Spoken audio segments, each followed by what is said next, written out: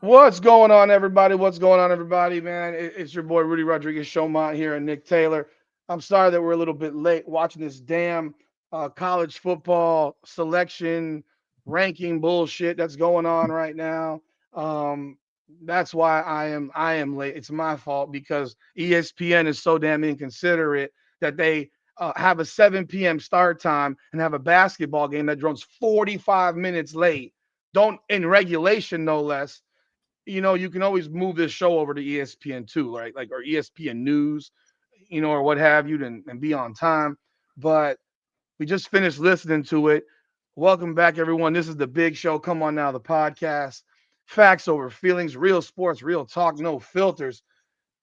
Yo, Nick, we're watching this thing, and we got the. You still have it on in your house, right?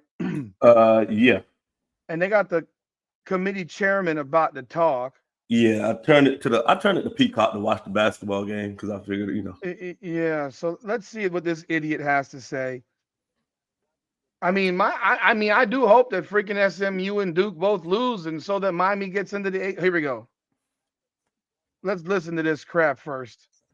all If right, you let me can, turn you it. can you hear it? Listen it on your end. All right, then I have to turn it on my phone because I don't want to switch it on Yeah, my TV. yeah.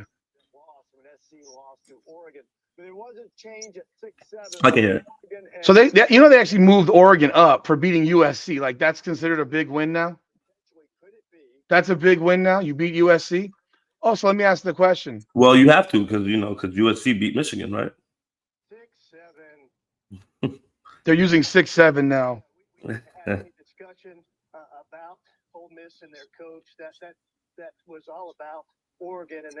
So Oregon wins one good game all year, and they move up in the ranks. Look at their schedule. Schedule's trash. Schedule's trash. Welcome aboard, Maverick. Welcome aboard, Lester. Live boy. Welcome aboard. I want to hear this dumbass Canes take. Let's see what we got here. Let me put it on my phone.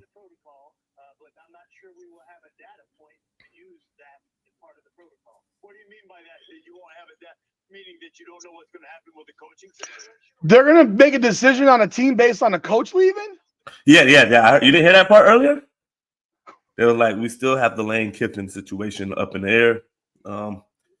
If Lane isn't, there, or he decides to leave and move on, then that will impact the decision on putting Ole Miss in. So all the 50, 60 players who playing, fuck them.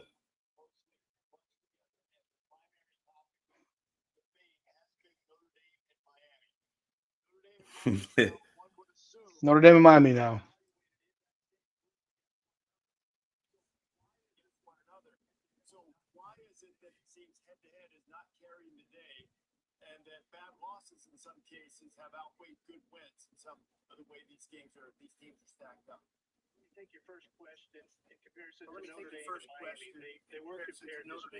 Lower that a little bit. All right.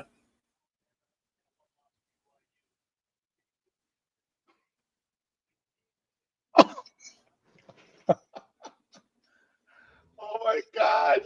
These monkeys. Monkeys.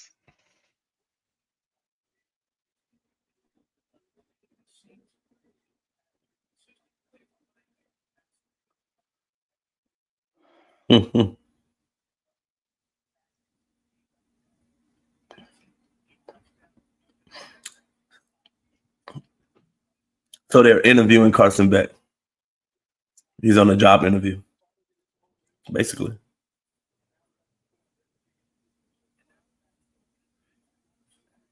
Yeah, because you're trying to fix your fuck up. Yo, man, this is horseshit.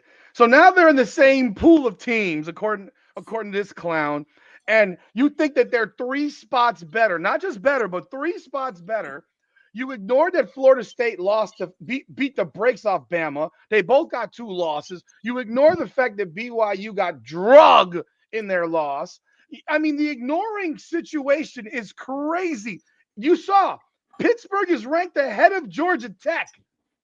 They came from outside the poll to ahead of Georgia Tech because that's what they do. For everyone not named Miami, Pittsburgh is ranked behind Georgia Tech, by the way, in the coaches poll. They're ranked ahead of Georgia Tech in the AP poll.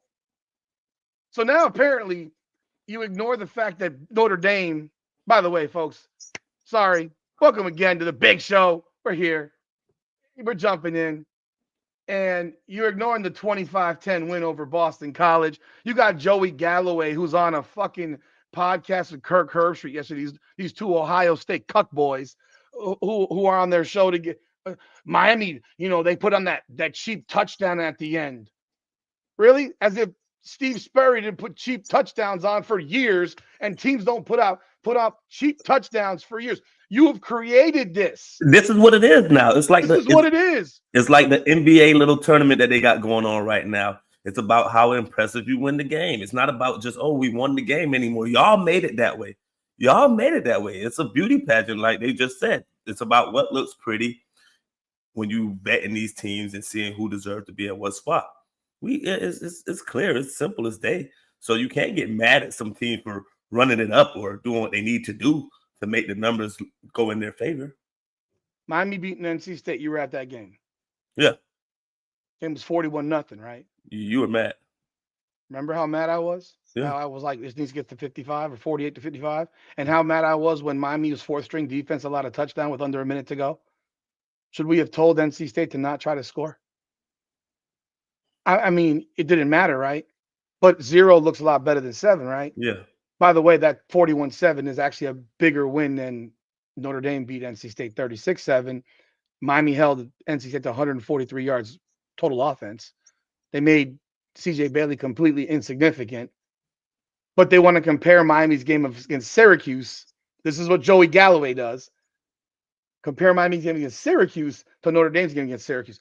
Notre Dame had the ball for 18 and a half minutes against Syracuse, scored 70 points. Yeah. Because they had 3 touchdowns before their offense stepped on the field. As if that is a usual occurrence of having 2 pick sixes and a punt return for touchdown before your offense gets on the field. And Miami was up 38-3 against Syracuse, and Syracuse scored with like 20 seconds to go in that game, too, to make it 38-10. What are we doing here? This is the comparison? You beat Navy. You beat Boston College. You beat NC State. You beat Boise State. You beat the best two-win team in the country in Arkansas.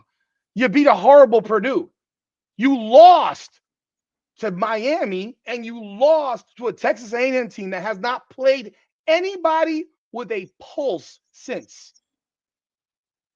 And watch Texas A&M lose to Texas this weekend. Mark it down. Mark it down. They're going to lose to Texas. This is going to be a funky ass weekend. There's going to be that's my hot take. Texas is going to beat Texas A&M. If Miami beats Pitt 50-10, then what are we saying? Fuck that. If Miami beats Pitt, that's all that should matter. It'll be the 4th ranked win we got this year. Notre Dame doesn't have 4 ranked wins. And we beat you. Like, what? This isn't me being a homer, Nick, because last year, my issue with the game, we lost the last game of the season. Yeah. We lost it. What did I think that we should have been ranked behind a 3-loss Alabama? No. That was ridiculous. That was that SEC suck job. A 3-loss Bama that had beaten a bad Auburn team after losing by 21 to Oklahoma the week before. That was ridiculous. But all that said, we wouldn't have made the playoffs because Clemson beat SMU in the ACC championship. We wouldn't have made the playoffs. Yeah. But we were eliminated before that by this committee who decided, we didn't have any good wins last year. We don't control what happens to these teams during the season. You never know. What's Notre Dame's good win? They beat USC at home. That game was a close game. They beat Pitt. That's why ESPN just called their win over Pitt their best win of the season. While bumping Oregon up for beating USC. USC who faltering right now.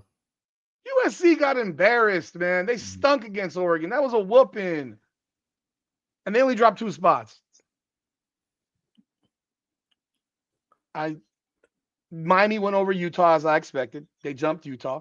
So why do you think Miami's better than Utah now?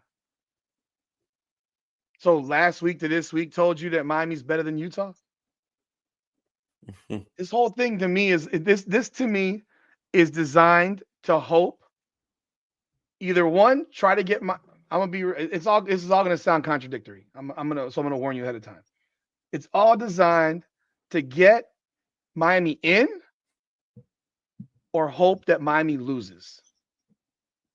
You're gonna get them close enough that if they do their job, you're gonna put them in. But you also don't mind if they lose to do your job for you. Does that make any sense at all? It makes sense. Because ranking Miami at 18 to start off was ridiculous. Miami being 18th was ridiculous. Mm-hmm. I thought Miami would drop into the 20s, personally. I don't know if you remember that. I said Miami would drop into the 20s. Yeah. The sound is working fine. I don't know if you have a problem there, Jennifer. Sound's working fine here. Fine. I guess this Samoan guy here doesn't like Miami very much. So I don't know. This guy's been running his mouth here about if I don't care if Bama plays FSU now. They lost. They already happened. They lost. It happened. They didn't just lose. They got whipped. You don't get a do-over. This is not the NFL. You don't get a do-over. One opportunity, unless you're Ohio State, you get do-overs all the time. Or Alabama, you get do-overs all the time. Yeah, yeah. This whole thing, I don't give a damn about what you think might happen. It's not what. First of all, Miami was the number 2 team in the nation until week 6. Mm-hmm.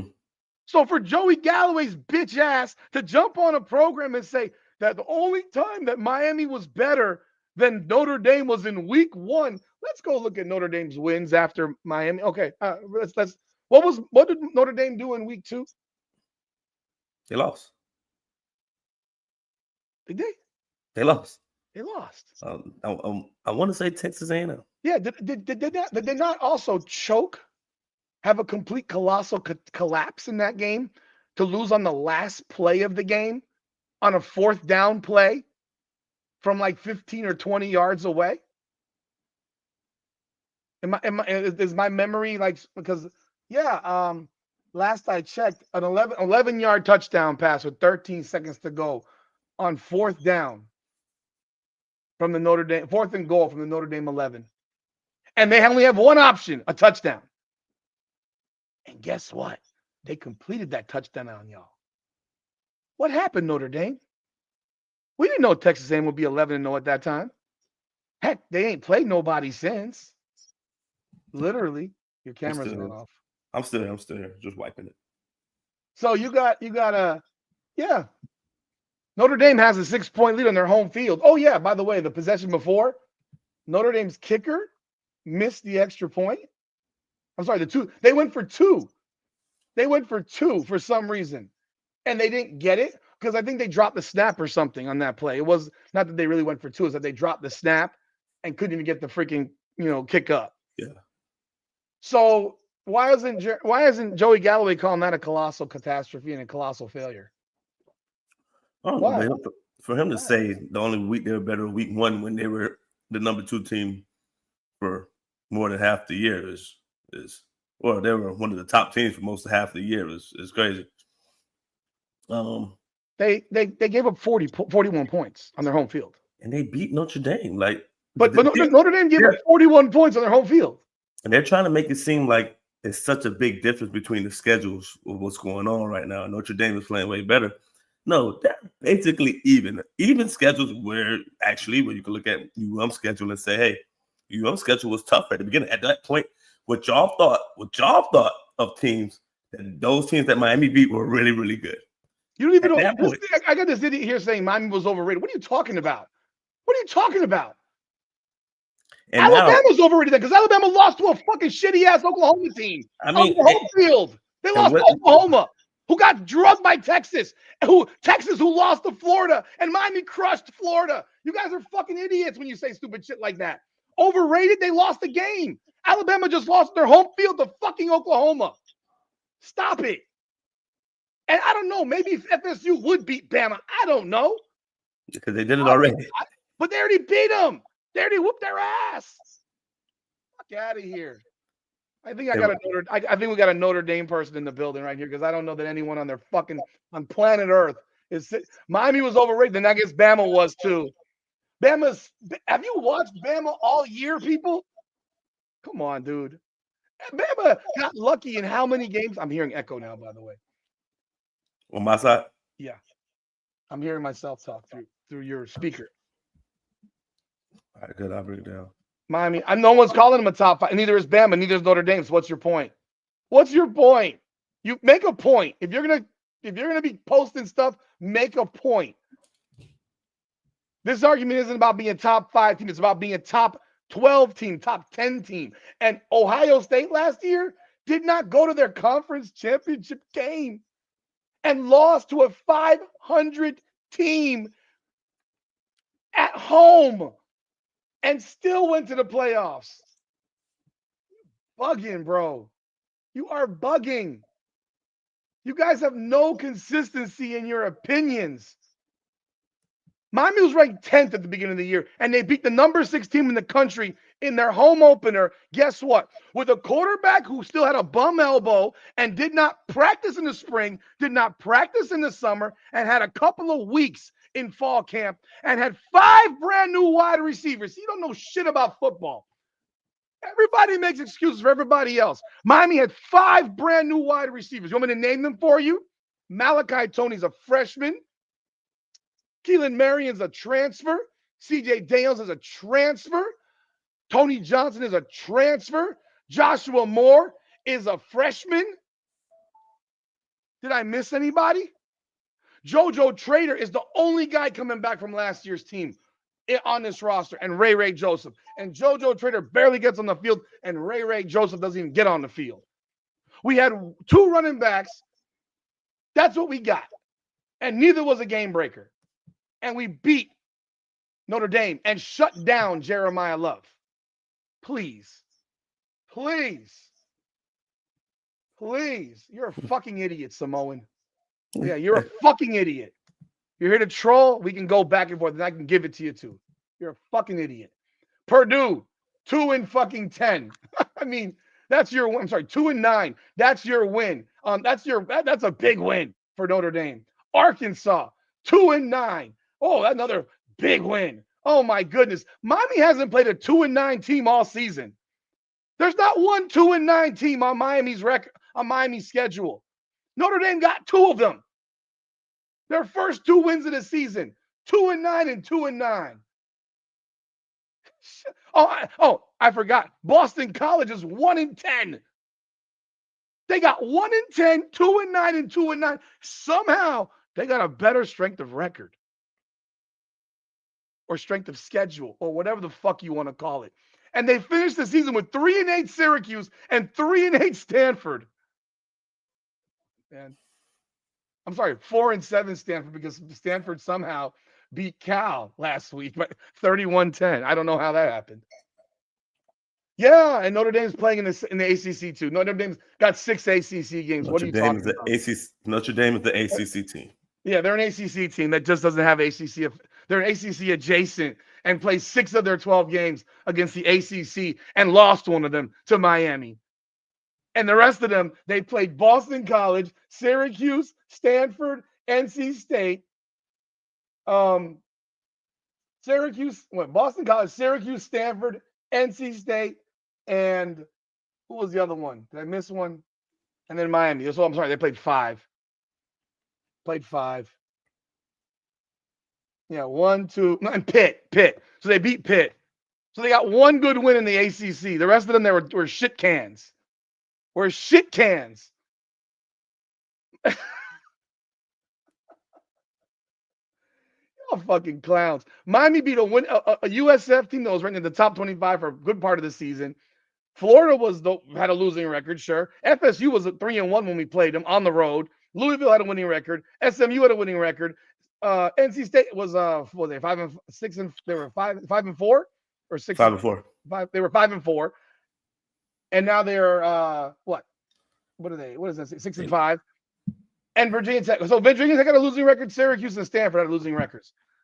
You got 3, and their losing records ain't as bad as Notre Dame's. Come on. Pitt's a shit can. Okay, great. You lost to Miami, motherfucker. You lost to Miami. I'm about 3 seconds from bumping this clown. No, man, leave him in here, man. Rudy, you need people to talk shit. No, just because he's getting under your skin. Nah, because he's a fucking moron. If he had a fucking brain. That's how he feel. He can feel that way. I don't like fucking moron. Okay, you want to bet some money? Put 1,000 on it, boy. Put 1,000 on it. Put 1,000 on it, Samoan. You're a Pitt fan. Oh, I love when all the fans from other teams come in here. Put 1,000 on it, clown. You won't. Shut the fuck up. Make sure you come back on fucking. Make sure you're in the live on Saturday, man. Make sure you're in the live on Saturday. So Pitt's a shit can. Your quarterback is 6-1. They're a shit can. Okay. I would never want you as a fan. You're a monkey fuck. What can I tell you?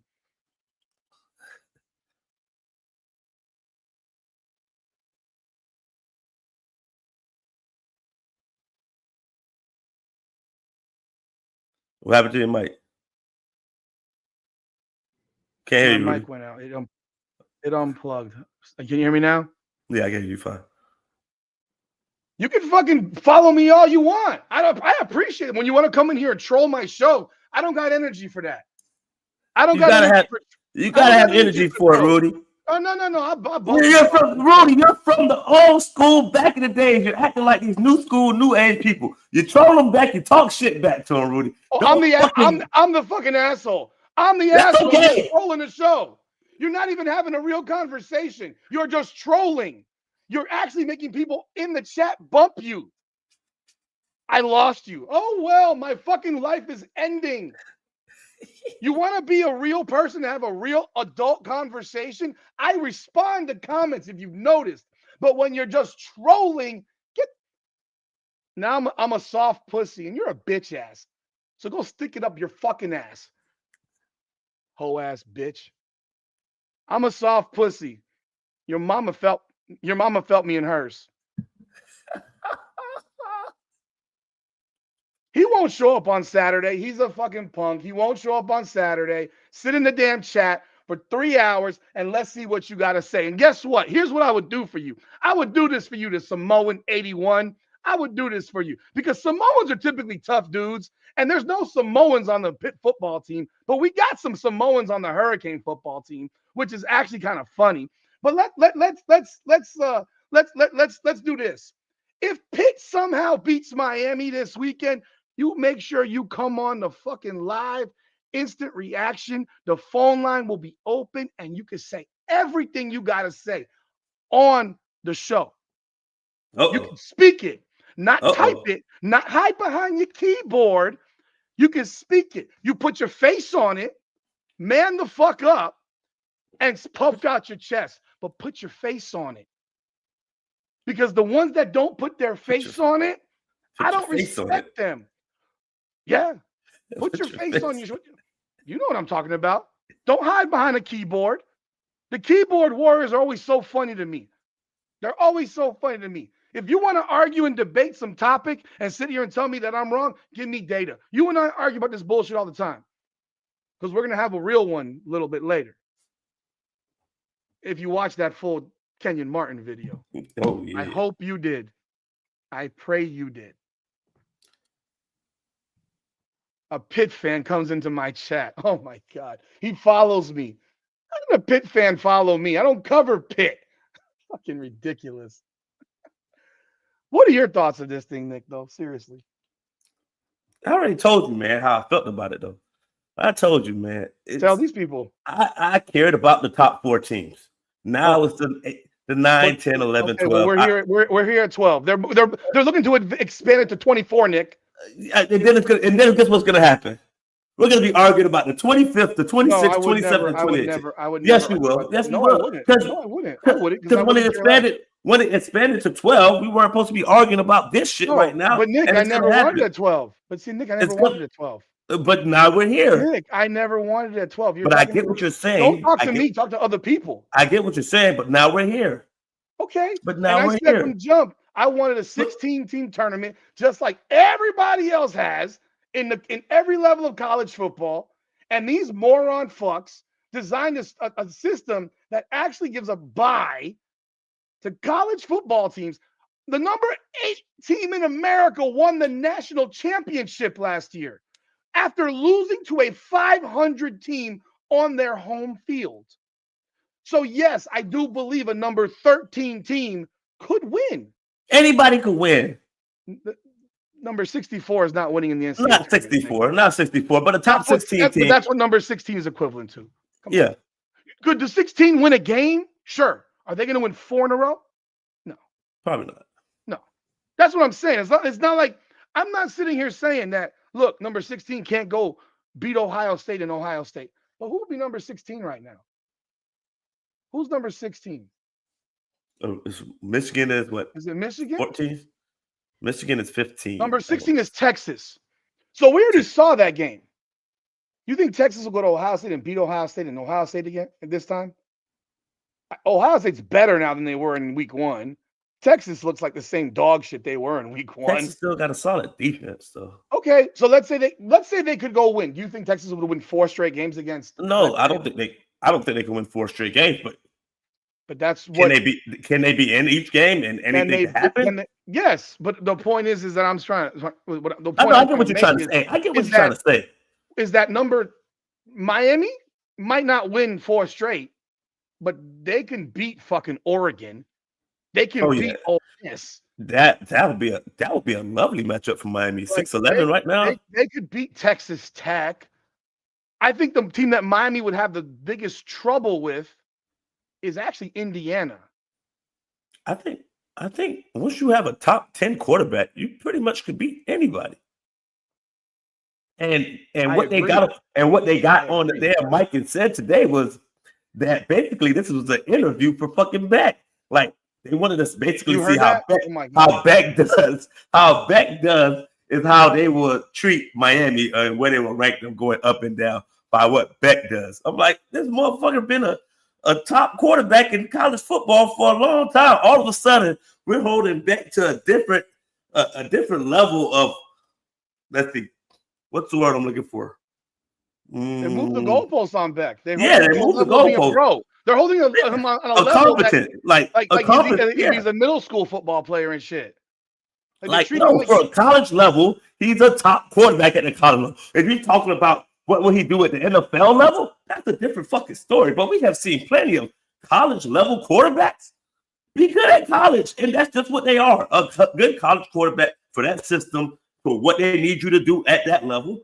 And that's what Carson Beck is. I don't care where he could be in the NFL, but we're talking about who he is right now. 150 other schools would love to have him as their quarterback, or 300 or whatever. How much college?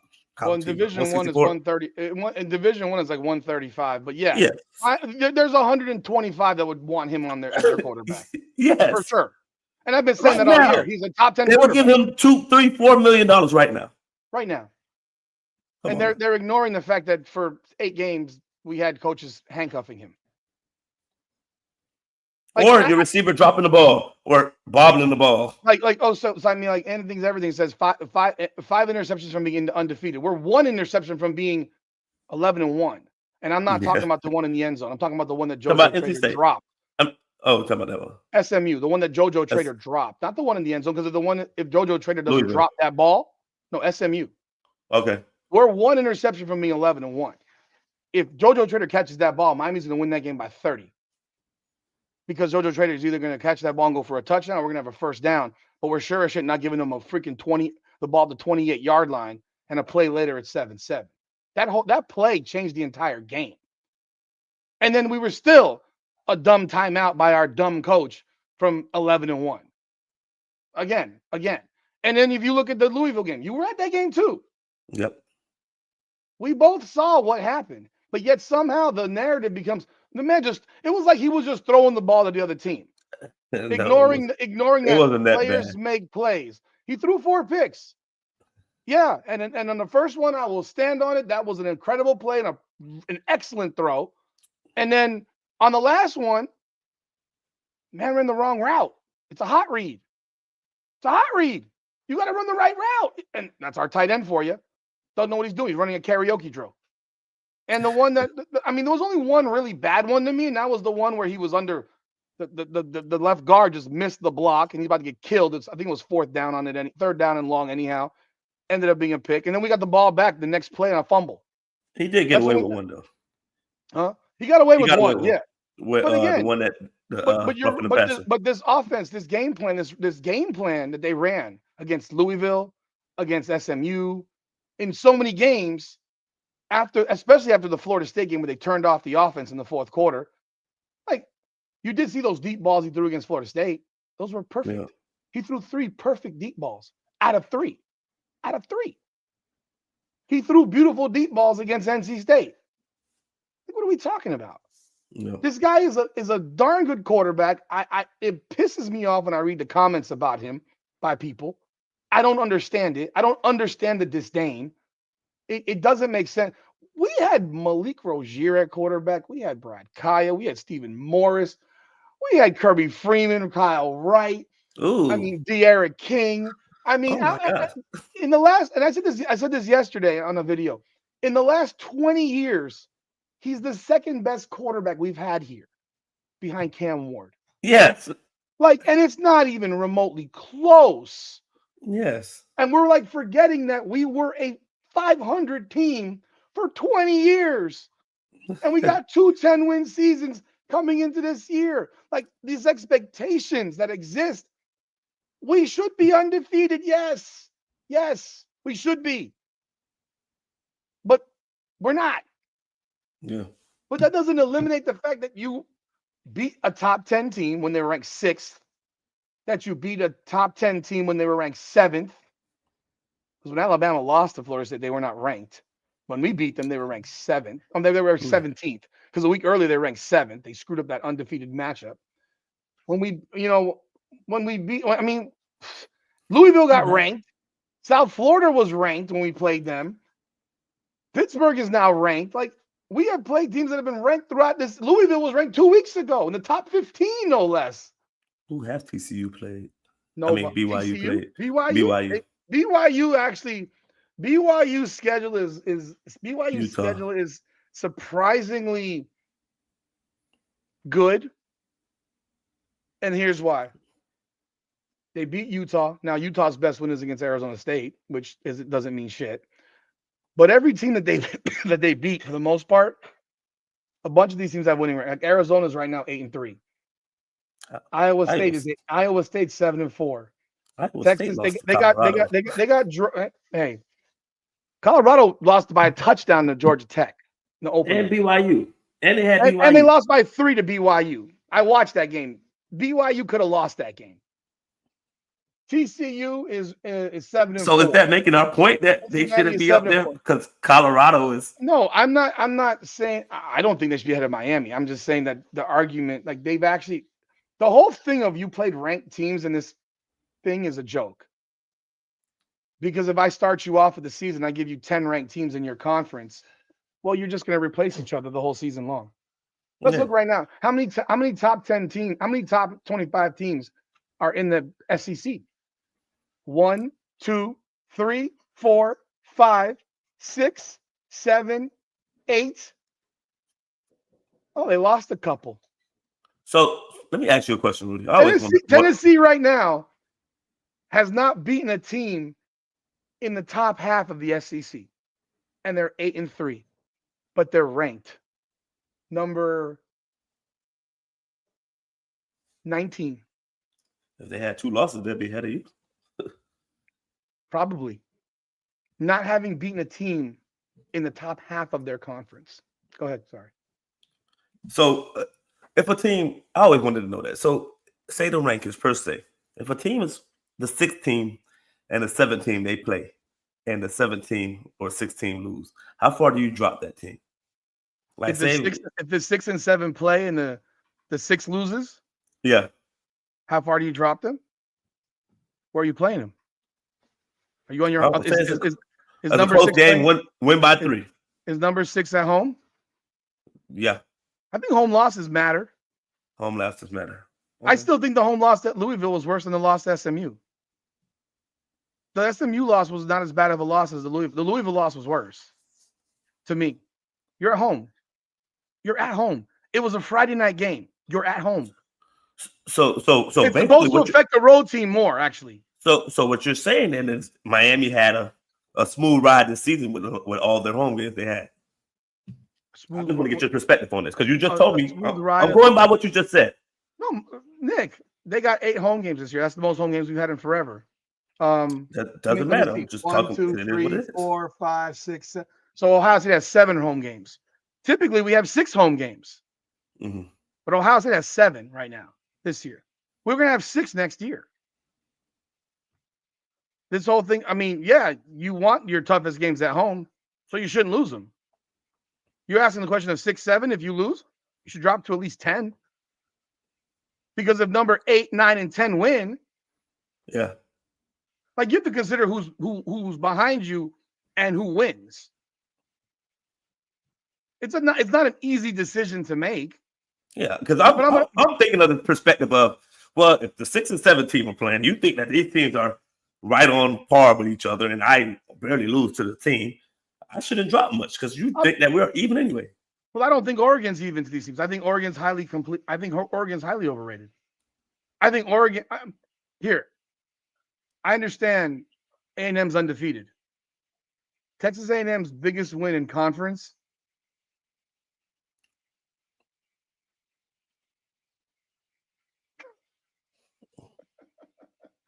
Their biggest conference win is against LSU.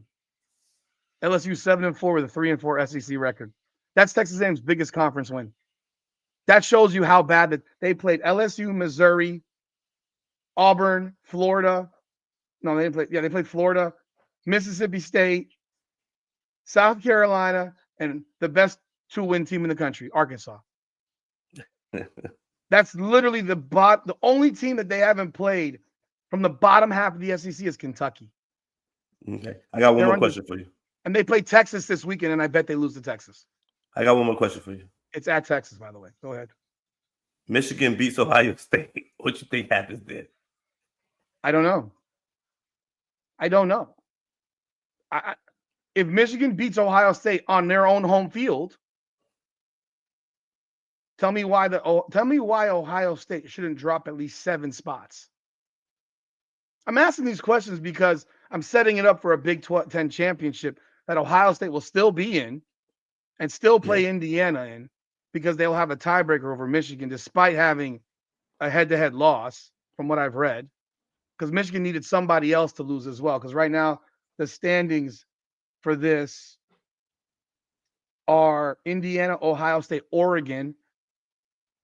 And Oregon could Oregon get in over Ohio State? I'm not sure. They didn't play each other.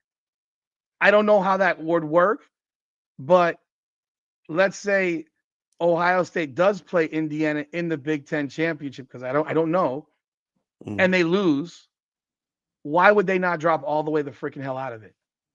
Like you lose back-to-back games, you should drop out.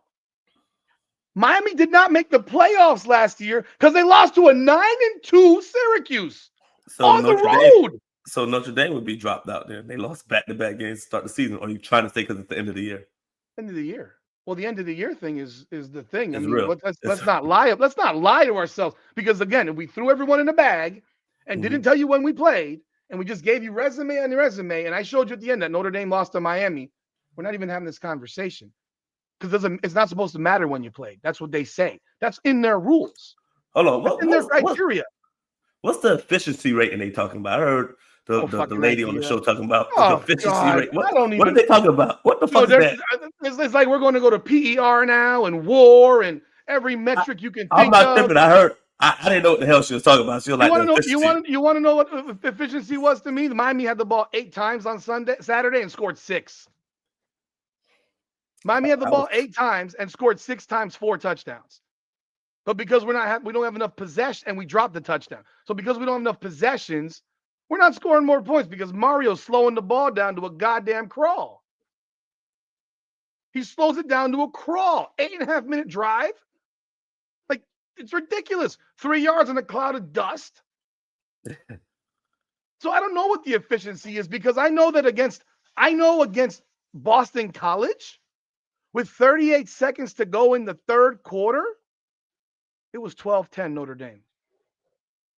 And with 38 seconds to go against Virginia Tech with Miami, for which Joey Galloway said that was a really close game, and we made it a tough game, and we got a fake touchdown at the end. We were up 27-10 with 38 seconds to go in that game in the third quarter. I guess they deleted that, right? What was their efficiency versus Boston College? I don't know what the efficiency is and what they're even making that up from. Like, I don't know. I have no idea. The lady got on the show and she said, "Oh yeah, Heather Dinich is sitting there talking to these people, and they're making up ridiculous numbers to put Notre Dame. Yeah, like, right. I need one number. And here's the thing: if we were 10-2 and they were 10-2 and they beat us, you beat me, man. Yeah, you beat me. You got me. I'm not gonna sit here and say at the end of the year we're playing better than you, because technically, I mean, really, it was the Syracuse game is a freaking irrelevant. I'm actually more impressed by their win at Pittsburgh. I'm actually impressed by how they dominated Pittsburgh. Albeit the coach said we don't even care about this game. He did say that prior to the game. Don't know how much that means, but he did say it. But I'm actually more impressed by that than I couldn't care less that you beat Syracuse 70-7. That's like me making a big deal that FSU beat them team 77-7 at the beginning of the season. Who gives a shit? Those games are irrelevant. Those games don't mean dick. But you barely beat Boston College, and you're sitting here on television telling us that Miami had a close game at Vatech, and Vatech's still better than BC. They still are. They both suck, but they're better than BC. They both suck, but they're better than BC. They're not 1-10. They both suck. They fired their coach like 5 weeks ago. I mean, I don't know. Ohio State, I think if they were to lose their last two, should drop out. I think if Georgia loses to Georgia Tech, they better be looking at it. That can happen. You don't think it would make Georgia Tech really damn happy to mess up Georgia's season? How far does Georgia drop losing to a trash-ass ACC school? You remember last year when Georgia Tech was beating their ass and gave it away at the end, and Georgia Tech was 6-5 at the time? Rivalry game, man. Gotta love it. Rivalry week. They were 500. They were just over 500. I'm just asking the question, because the ACC's trash. ACC's trash. Your best team lost to Florida State, or who we thought was your best team lost to Florida State. If your second best team, because I don't look at Texas A&M as their best team. I don't know what you think. I don't view Texas A&M as their best team. That team damn near was down 30-3 against South Carolina and needed Lenora Sellers to go into remedial football to blow that game. But your two best teams, the two powers of your conference, the real power of your conference, lost by 14 to a team they were a 14-point favorite over, or 17-point favorite over to start the season. Oh, ACC, they suck. Yeah, they suck. They suck. Right. We all suck. We're all trash. We're horrible. Let's move it along, Rudy. Mind you, right now, the ACC has 5 ranked teams. Miami's got 5. Big 12's got 5. Big 10's got 5. And the SEC got 8. And Tennessee ain't beat nobody. Texas lost to Florida got their ass pounded in. Alabama got pounded in by Florida State, but they forget. I mean, you forgot. You should forget. They want you to. I mean, they got the Men in Black stick.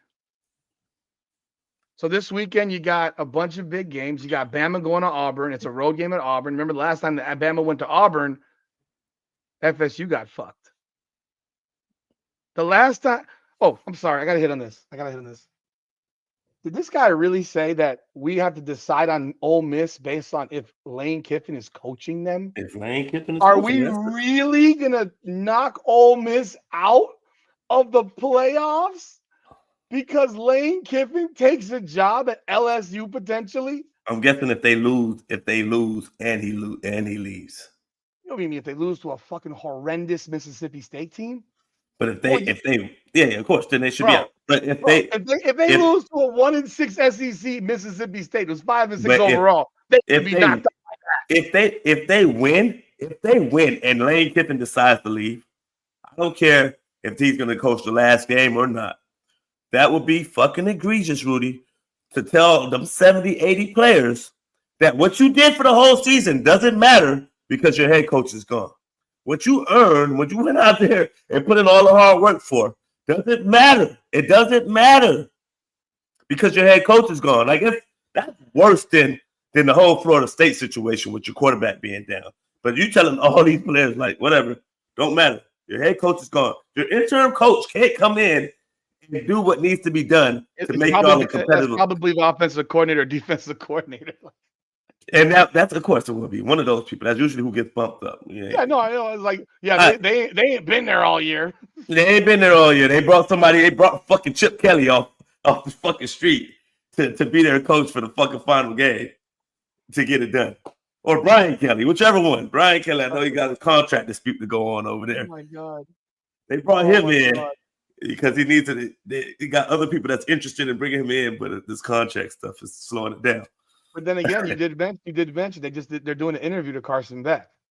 So Carson Beck comes out on Saturday and goes 27 of 32 again, or 30 of 37 for 350 and 5 touchdowns. We need to see more. We need to see more. I don't know. We need to see more. Over the last 3 weeks, Carson Beck actually is probably the best quarterback in America. The last 3 weeks. I can't honestly downright find a quarterback that's better than Carson Beck. I don't think there's very many, if any. I don't think the guy at Ohio State's all that amazing. I don't think that the homeboy Mendoza is all that amazing. He was a 6-6 QB at Cal last year. Like, what are we talking about? If you they're ignoring the fact that Beck did not have a spring, didn't have a summer. He had 2 or 3 weeks in the fall. He had 5 brand new receivers. Like, we didn't know what we had. Like, I talked to guys that were covering a team from before this. He's like, yo, we don't have a tight end. We have no idea what we got at wide receiver. We lost everybody. We got a new quarterback. We don't know how Carson Beck's elbow really is. He hasn't practiced. We know we should have a much better defense because it'll be hard to have a worse one. But we don't know. Like, we have no idea.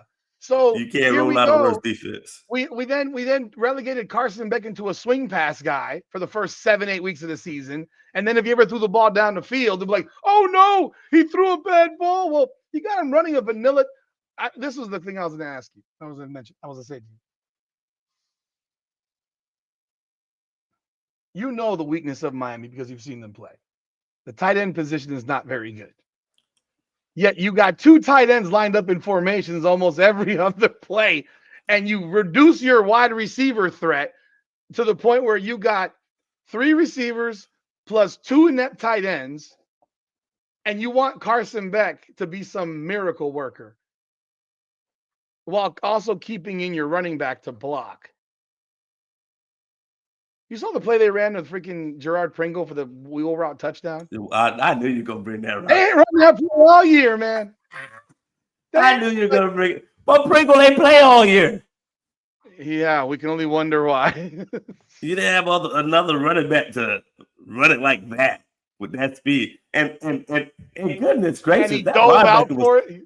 That linebacker was terrible. I don't know what the fuck he was doing on that play. That's what happens in wheel routes. They get smart. No, man, not like that. You know it's a wheel route. Why would you stop your feet and don't move? See, that's why I can't be a coach. Why would you know it? They haven't run it all year.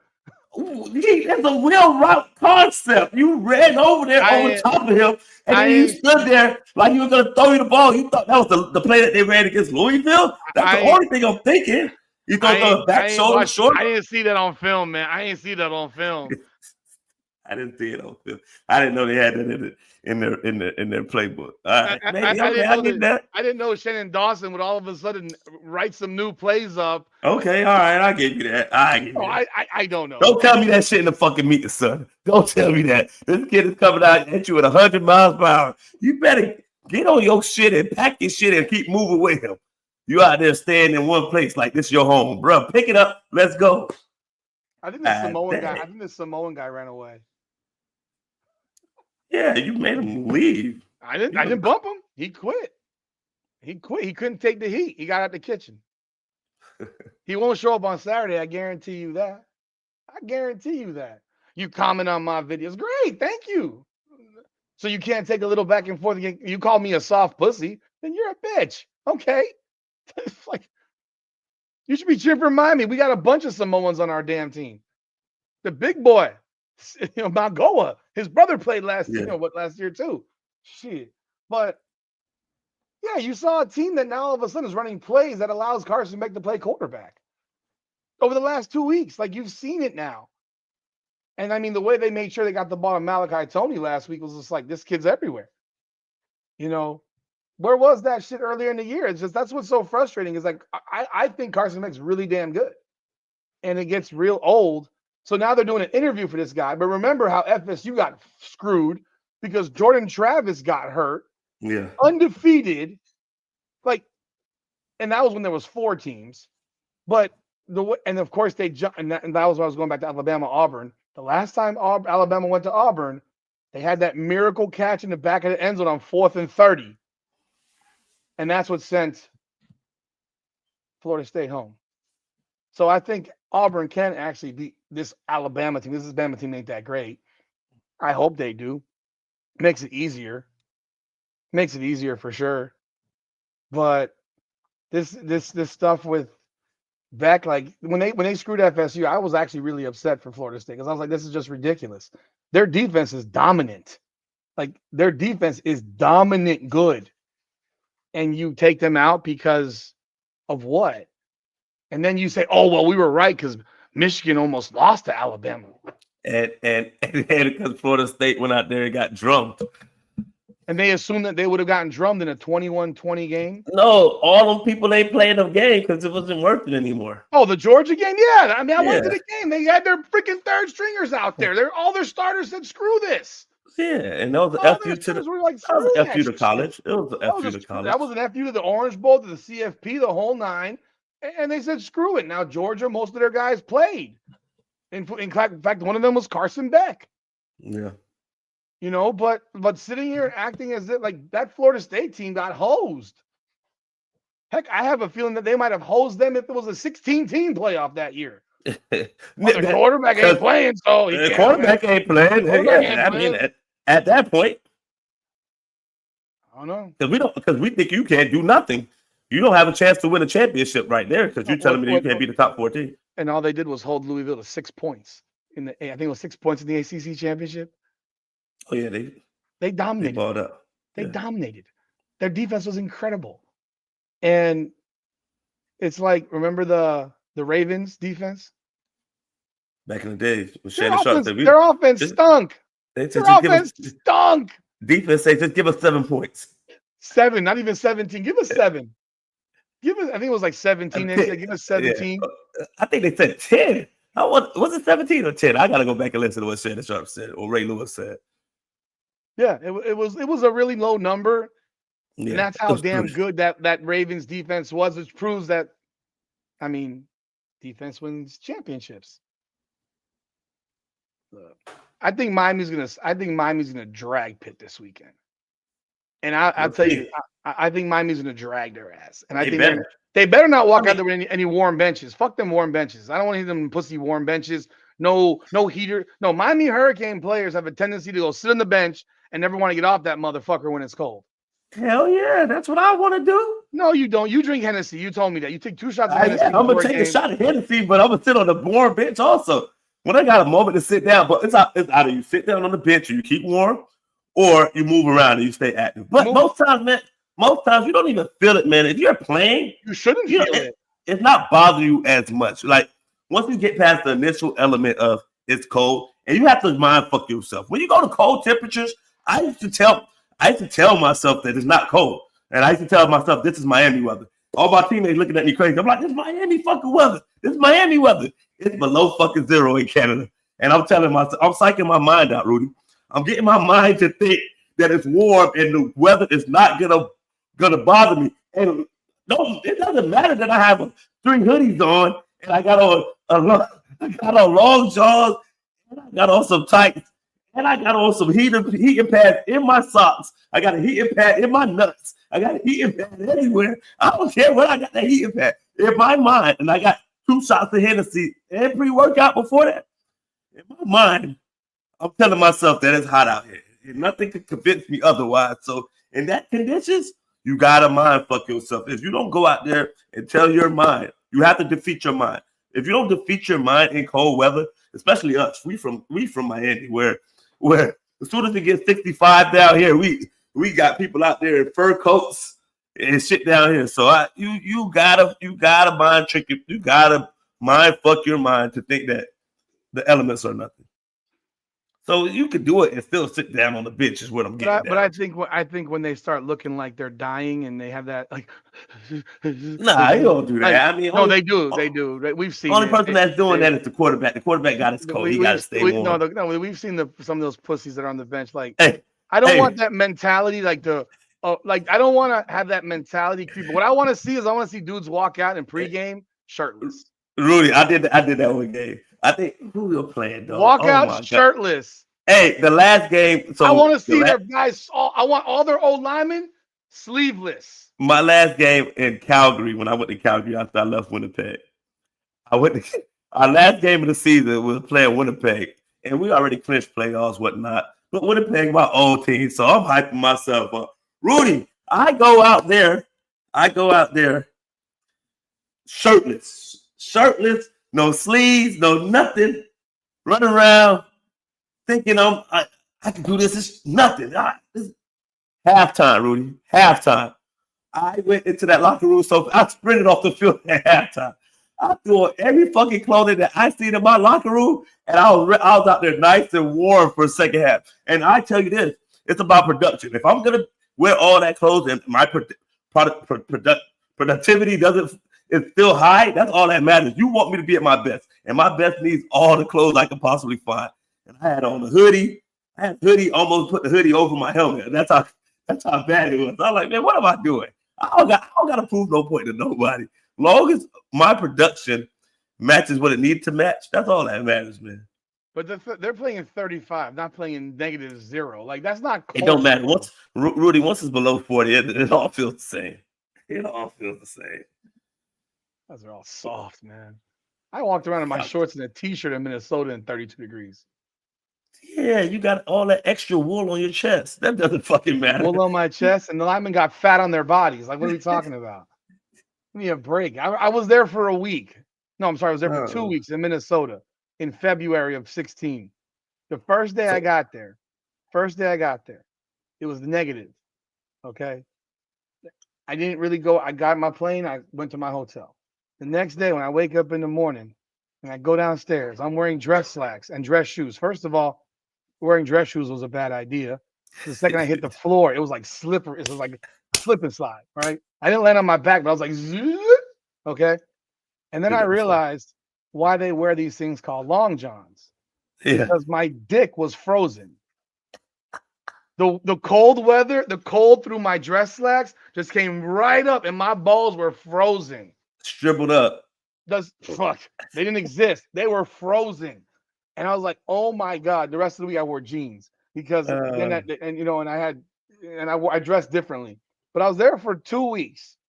And the first week it was colder. It was 0 for between negative and 10 for like 5 days. But I got used to it. And by that weekend, it was 32 degrees. And I went to a Timberwolves game in downtown Minneapolis. Mm-hmm. You know how everything's connected, like in downtown and all that stuff? That's my city. You know that's my city. Yeah, you were there for like a week, right? A year. How long were you there? A year. Okay. A year. But you know how downtown's all connected? And like in downtown, they connected with because it's too damn cold for people. But when I got to the game, I started walking out to the car. Like I wasn't walking around for a while, but I walked out to the car in shorts and a t-shirt and flip flops. I Yeah. went to the game. There were kids from Minnesota in tank tops and shorts at the Timberwolves game, and it's 30 degrees outside. They are used to it. It's different. Dude, you're not. Half of Miami's players are from the north, man. But they Yeah, but forget that it's cold. They forget it's they've been cold. Miami. They've been Miami-nized, man. Come on, man. Look, man. We could go to the beach. I went to the beach last week, Rudy. I couldn't. I don't go to. It's November. It's November 20th. Okay. And then yet they played every Miami game this year at night when it was hot, like which was stupid. They should have played Louisville at 12 noon when it would have been hot. That's what you're supposed to. All the games should be at 12, 3 o'clock, 2 o'clock. I agree. No, we want to play at night every week. So, no, I expect Miami to go in there with here's what I want them to do. Besides coming out shirtless, I want the linemen to be without sleeves. Like those are men. Those guys, they're fat fucks. They need to be out there sleeveless. Oh, of course. That's old linemen don't wear sleeves for the most part. There's some that wear sleeves just regularly though. There's one that wears. But when they come to cold weather, they have like a fat pack that they don't wear sleeves. O line, D line don't wear sleeves for the most part. We got pretty boys nowadays. So. And running back for the most part because they carry the ball a lot. So but us divas, us DBs, what I want to see specifically, and you can tell me if you think this matters. Remember the movie Glory Road? Yeah. When and I said this last night on Sunday Night Heat. When on Sunday, not last night, 2 nights ago, when at the beginning of the game he tells that dude to dunk the ball through his head at the end of the championship, that actually happened. That's real life. The first play of the game, he dunked the ball as hard as he could, and Pat Riley has been on record saying we were scared to death of these guys. Yeah, right, because he was on that Kentucky team. Yeah. I want in the first possession for someone to put their helmet through Mason Heinchel's heart. Like, I don't even care if it draws a 15-yard penalty. The freshman. I want you to put the fear of God into him. I want you to. I don't care if it draws a penalty. Keep that same energy. Don't spear, because we know the pussy rules would get you ejected. But you know how they say you can't land on the guy? Yeah. I want you to land on him with 320 pounds. I want your shoulder to go right through his sternum. Because what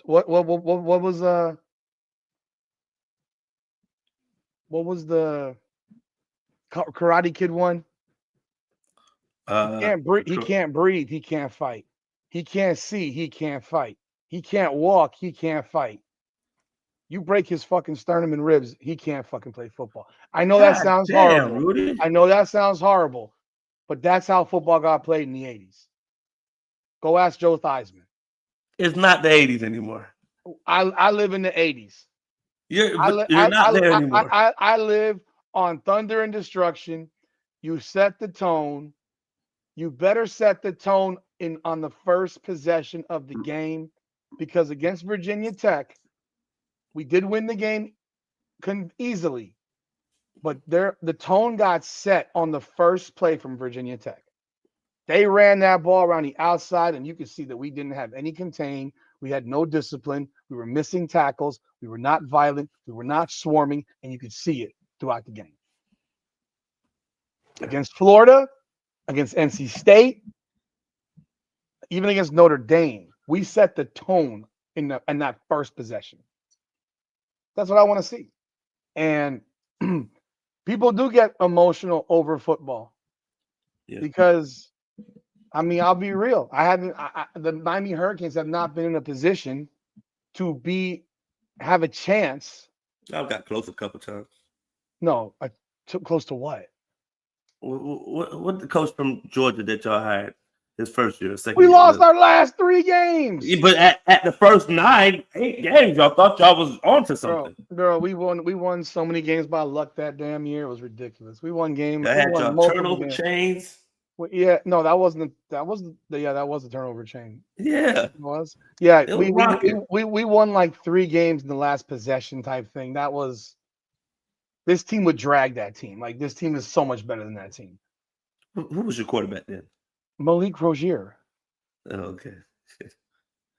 Yeah, Malik Rozier.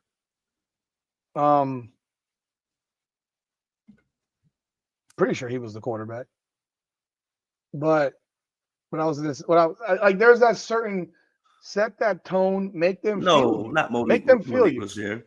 It was who's the quarterback it wasn't by Felicia.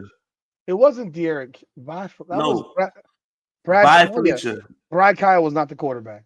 No, he was That's not the quarterback. No, he was before that. 2017 Miami Hurricanes roster. Had to be Cailtin, man. It was Malik Rozier. Yeah, Malik Rozier. Not crazy. I just wanted to set the tone early and go from there. If you come out and you let Jadarian Turner hit the edges on that sweep play that they ran against Georgia Tech the entire game, we will lose. We will lose bad. Like, we will lose bad. That we cannot let that guy get going. I want to make Mason Heinschel win the game. Shut the run down, make Mason Heinschel win, and make Mason Heinschel feel you the entire game. Hit him and hit him and hit him. I want that dude staggering to the sideline. Okay. All right. And if someone by accident who's on the third string accidentally ends up in the game and puts a helmet into an ear hole, I won't be upset. You know, we've always said stuff like that. Stick your 12th man in a basketball court, foul the shit out of him. You've never been a part of that, Nick? No, man. You've never been a part of a team, a coach that tells one of your guys, I want you to hammer the shit out of him. Nope. Never? We were always good enough to win. Never? For the most part. We've always been good enough to win. Not about being good enough to win. It's about setting the tone right there. We've always been good enough to win. So you want your fucking star, if your star gets smashed across the face, do you want your star to smash them across the face? Or would you rather have someone come off the bench to get retribution to avoid having your star ejected from a game? Nah, bro, keep it within the rules. Now, if that person goes too far, yeah, that's the case. But if somebody don't go too far, what I'm talking about. We keep it within the lines. Are you kidding? The basketball today, you guys think that breathing on each other is going too far. Oh, you touched me. Why do you keep saying basketball today, you guys, like I didn't you guys. play? Well, because you love today's basketball. You keep telling me how amazing it is. No. The day you tell me it's pussy ball, I'll stop. The day you tell me today's basketball is made for pussies and bitches, I'll stop. What? Because they're not banging on each other and finger popping each other assholes down there and doing that type of shit. Motherfucker, what are you talking about? Draymond Green still does that gay ass shit. Grabbing dudes with the nuts. Like, there's two things you don't do to me in sports. And we have seen a lot of it this year. One, spitting on guys. Yeah. That spitting on people shit, that is as low as it gets. You should be thrown out of the league. Forget suspended. Bye. You're gone. You can't play no more. That is lowbrow shit. And the nut kicking, the nut punching, Draymond's been doing that for a decade. Chris Paul's been doing that for a decade. You do those two things, you deserve to get a brain buster put on your ass. Yeah, you deserve to get fucked up. 100%. Yeah, badly. And the person who does it should not be ejected for doing it. Nope. But I had no problem with Jalen Ramsey trying to rip. I don't think Jalen Ramsey did enough.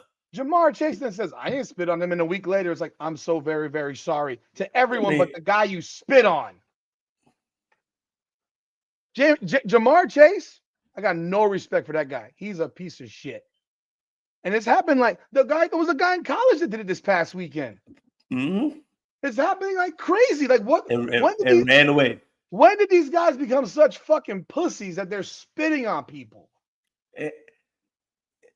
Yeah, bro. If you spit on me and I'm playing football, I swear to God, I'm taking my helmet off and I'm gonna hit you across your helmet with it, and I'm gonna knock your brains in.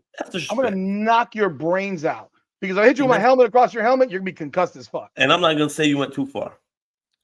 No, you shouldn't, because that is the most disrespect. I'd rather you punch me in my face. Yeah, please punch me in the face, because at least I know. First of all, I should have protected myself. I should have known that you came here with malintent to punch me. I should have my head on the swivel enough to know that you're gonna punch me. I'll take that one. Like, damn, you got me. But spitting, come on now. What would you do if somebody spit on you? We still fighting right now. We still rumbling right now. And you might whoop my ass. I don't care. Then we gotta fight again.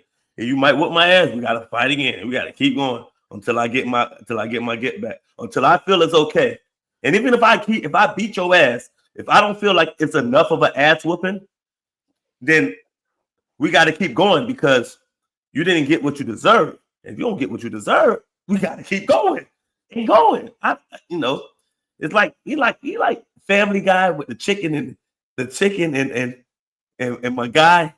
Damn, what's not Stewie. I've that? never seen Family Guy for more than. Oh my God, I can't think of Griffin. Peter and the chicken. They have an ongoing battle. When they see each other, they fighting on sight till the death. They don't care about nothing. They gonna keep rumbling and tumbling. Him and the chicken. That's funny. A big ass chicken. And that's what it'll be, man. That's funny. Well, yeah, okay, so that's the CFP people. We ran long-winded and largely my fault. You know what we're gonna do, Rudy, from now on? What? We're gonna set timers. We're gonna set timers on our topics. Listen to me. Listen to me. We're gonna set timers, and then we'll double back to the topic. Okay, well, the hate flowing component. That's why the title of this was "Hate is Flowing," because I'm in a hate mood right now. Like I'm in a hate mood, but this whole thing is a hate. This whole topic tonight is hate.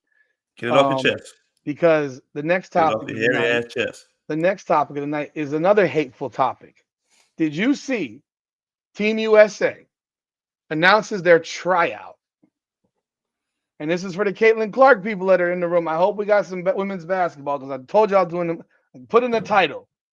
And I did a live on it earlier today for 45 minutes. When I saw it, I was like, I can't believe this.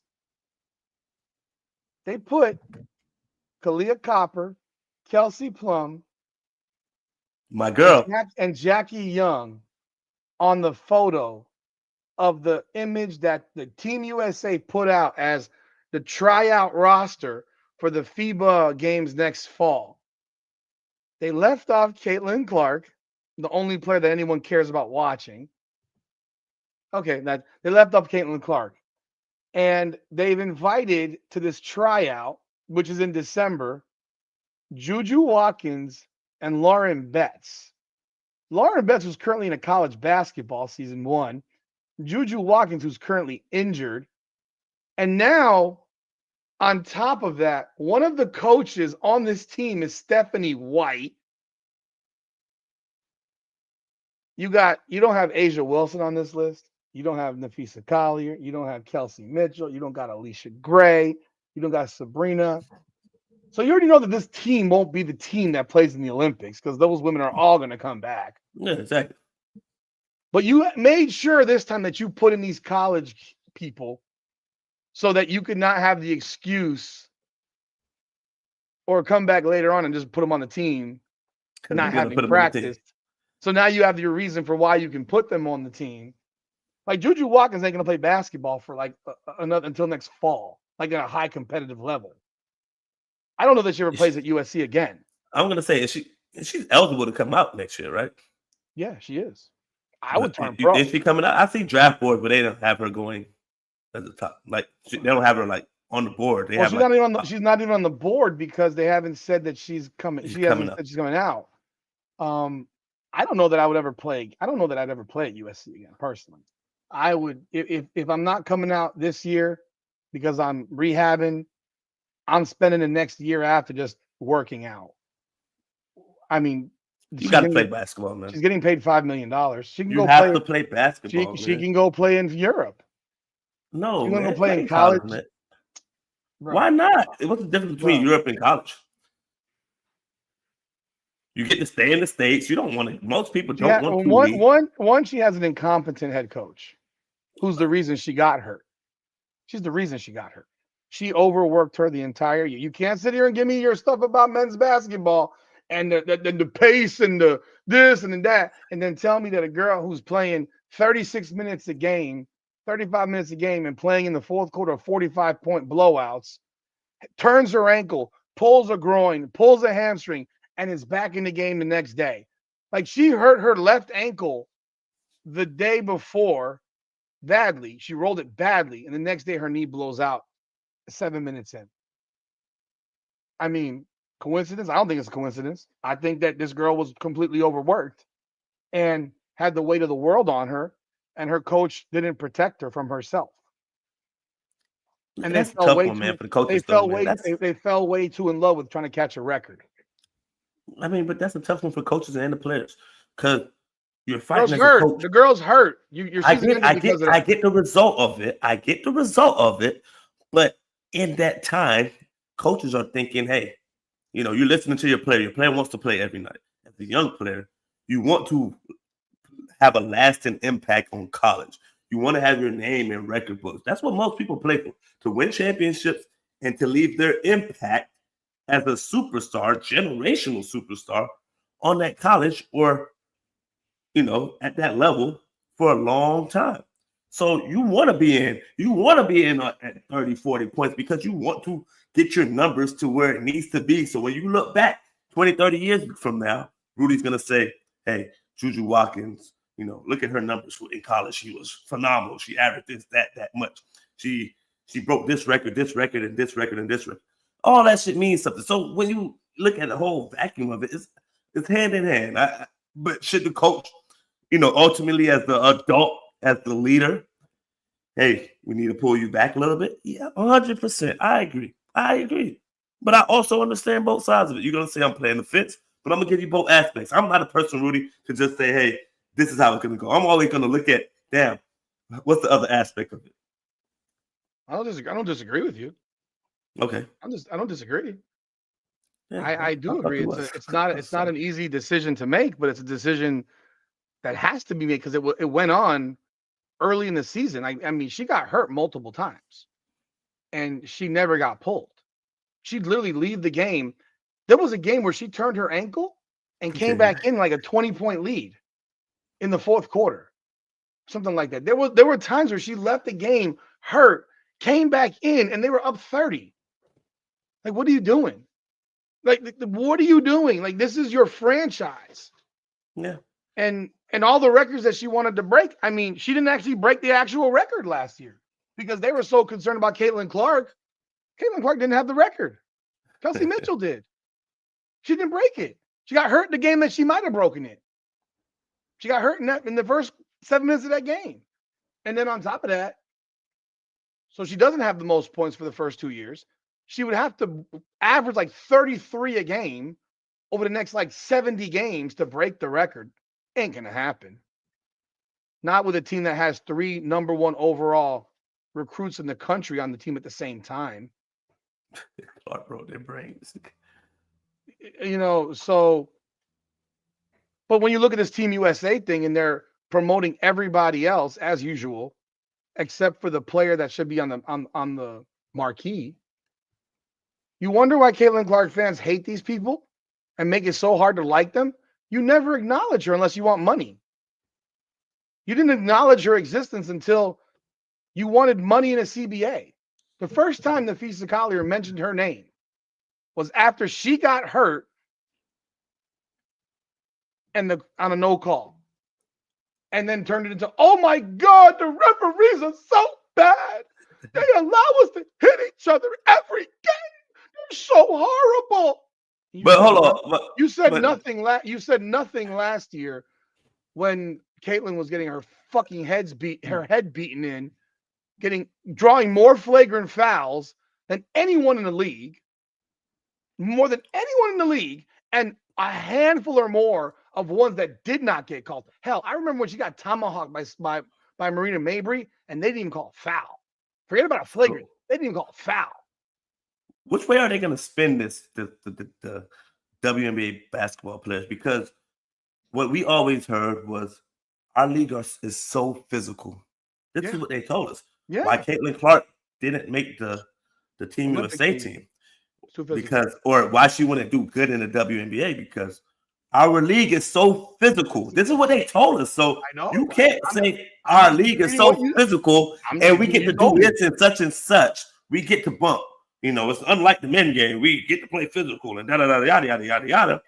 And then, once referees are letting y'all play because they don't know if y'all are falling by yourselves or or you actually getting fouled. That's got to be the toughest job in history. How long would one of their games take if they called every foul? Forever. We'd be there for 3 days. But you don't know because you don't know if they're falling by themselves or they're getting help because they're clumsy. I'm not here. I'm done with like just beating up on the WNBA. I'm done doing that. What I came to realize on my end of it, just hearing all this talk, that this is what they're going to be. We're expecting women who don't have as much talent or athleticism to be these phenomenal players. We got to accept them for who they are. They're going to miss layups. They're going to trip. They're going to fall. They don't have the functional movements like most men, the capability to bounce the ball and chew gum and make a shot and lay up at the same time. I'm done expecting that, Rudy. I'm done expecting that. You can expect that and talk trash about their game all you want to. I'm done. I'm going to take it for what it is. So if a player's out there missing 5 layups a game, I'm going to say that's good because she could have missed 6. So that's the viewpoint I'm taking on WNBA from now on. But they made it seem like physical was, the biggest thing about them. And you can't complain about it after. That's what I'm saying. You said your game was physical, and then you cried about the physicality of your game, but you didn't say a word last year when the marquee of your sport was getting crushed every game, and you didn't care about it then. But now you care about it because it happened to you. I love how she started off that speech with, "I'm not here because of what happened to me." Yes, you are. Bitch, yes, you are. Because if it didn't happen to you, you'd still be playing. Yeah. You'd still be playing. If you just got fouled and you didn't get hurt, you could have gotten up, and the next game you'd have been on the court, and you'd been playing, and you probably would have won that game. Because they should have won that game. They completely choked it away. Probably would have won. Probably would have brought it back home and won the series in 5. Mm-hmm. Like, let's not lie. And she's lying. And that's what disgusts me. Because you wouldn't have been making that speech. Because you sure as shit weren't making that speech last year, complaining about the physicality and the rough play when that's what you promoted your game to be. Yeah. Promoting your game to be this way, you said she couldn't play in the Olympic team because it's too physical in the Olympic team. When that's complete horseshit. It's not physical. No. UConn would go and beat the best goddamn women's basketball team, professional team in Europe. UConn would go over there and drag their ass. We'll do it this way. You give me the top 15 college women's basketball players. Give me the top 15 European players professionally, and then those college girls would dog walk them. They would dog walk them. I bet you can't name one European women's basketball player right now who's not in the WNBA. Not WNBA players. Okay. Players that are not in the WNBA that are playing in Europe. You give me the 15 best, I'll take those 15 best against. Certainly, I think UConn will go over and beat those teams. Like I absolutely believe it. I don't tell me how physical it is, and then you sit here. Like, why is Chelsea Gray on this list? She's like 30,000 years old. Why is Brittany Griner wash up on this list? Why isn't Hannah Hidalgo on this list? If you're going to be including college players, the most marketable, quite frankly, the best college basketball player in the country right now is Hannah Hidalgo. She is 5'6", defeats all the odds of size. Did you see she had 16 steals in a game? How do you do that? Did you watch? I don't know. You probably didn't watch. Did you see the game against USC last week? The shot she hit, don't know how she hit that shot. That was as good a defense as you could. The game winner with 1 second to go over USC. Don't know how she made that shot. But this girl is 5'6". She's defending. And when she's defending, she's just moving so much that the guard doesn't know what she's doing. And next thing you know, she blinks and she's picked her pocket. Quick feet. She's so quick. Her lateral movement is amazing. And she's straight. And I was going to say, she's pretty cute. She's pretty cute and she's straight. So, that must be why they don't want her. She's pretty cute. I fell on her page one day. And I saw her dressed up a few times. I said, they need to promote this young lady a lot more. Because she can play. She can play. She's the best dog in her. She's the best in the country. She got the dog in her, and Someone she's cute. Someone argued with me that Juju. I'm like, Juju's not playing. She's And not playing. actually, last year she outplayed Juju in the head-to-head their team matchup. She outplayed Juju in that game, and they beat her. They beat Juju's team last year. So yeah, they need to promote her. And Hidalgo this year is basically by herself because her team is fucking garbage. Notre Dame stinks. And what's her name left? The other girl. Olivia Miles went to TCU. Yeah. But Hidalgo's literally by herself. Like she's playing with the cast-offs of last year's team and some transfers. Like she's by herself. They lost to Michigan by 39. The game before beating USC. They lost by 39. The same Michigan team that damn near beat UConn this past weekend. Lost by 3. So, yeah, Hannah Hidalgo is the best player in the country right now. It says if Hannah Hidalgo had 16 steals in the D1, these WNBA women wouldn't get up the ball before against an NAIA team. No, Jose, they wouldn't get the ball against a high school varsity team. The boys' varsity team, the Columbus Explorers. We have to let that go, guys. We got to stop this, man. The Columbus Explorers would fucking dog walk the best WNBA team in the world. The best all-star. But they were the ones that tell you that they won't. They're the ones that are constantly emasculating men. They're the ones that go out of their way to fucking insult men, like Asia Wilson saying, "Yeah, I beat you 11-8, Josh Hart, in the game of one-on-one." So that's where the problem lies. Because I wanted to defend him a little bit, but it didn't start with her. It started with Brittany Griner. Oh, she beat DeMarcus Cousins in a game of one-on-one. He looked like, "Shot, please. I'd dunk your ass through the fucking basket." She wouldn't score a point.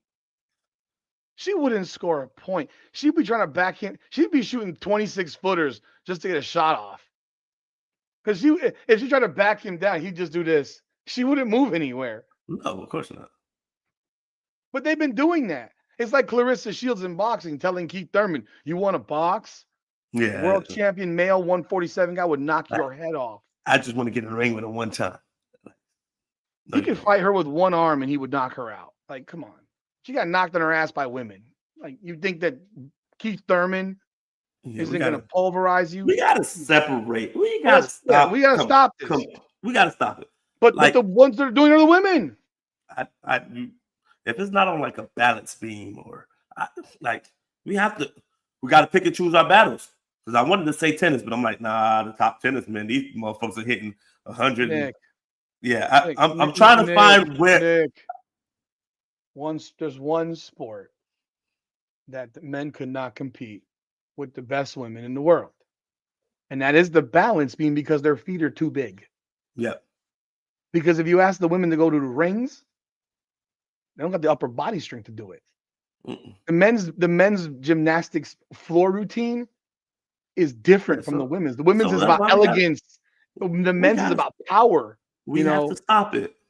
We have to draw the line in this situation with the men and women, and that's what I'm trying to do now from now on. Because I gotta do it. I can't keep. I'm accepting them for what they are, and their game is their game. So the men's game is their game. Make sure you tell all your new friends that are Unrivaled.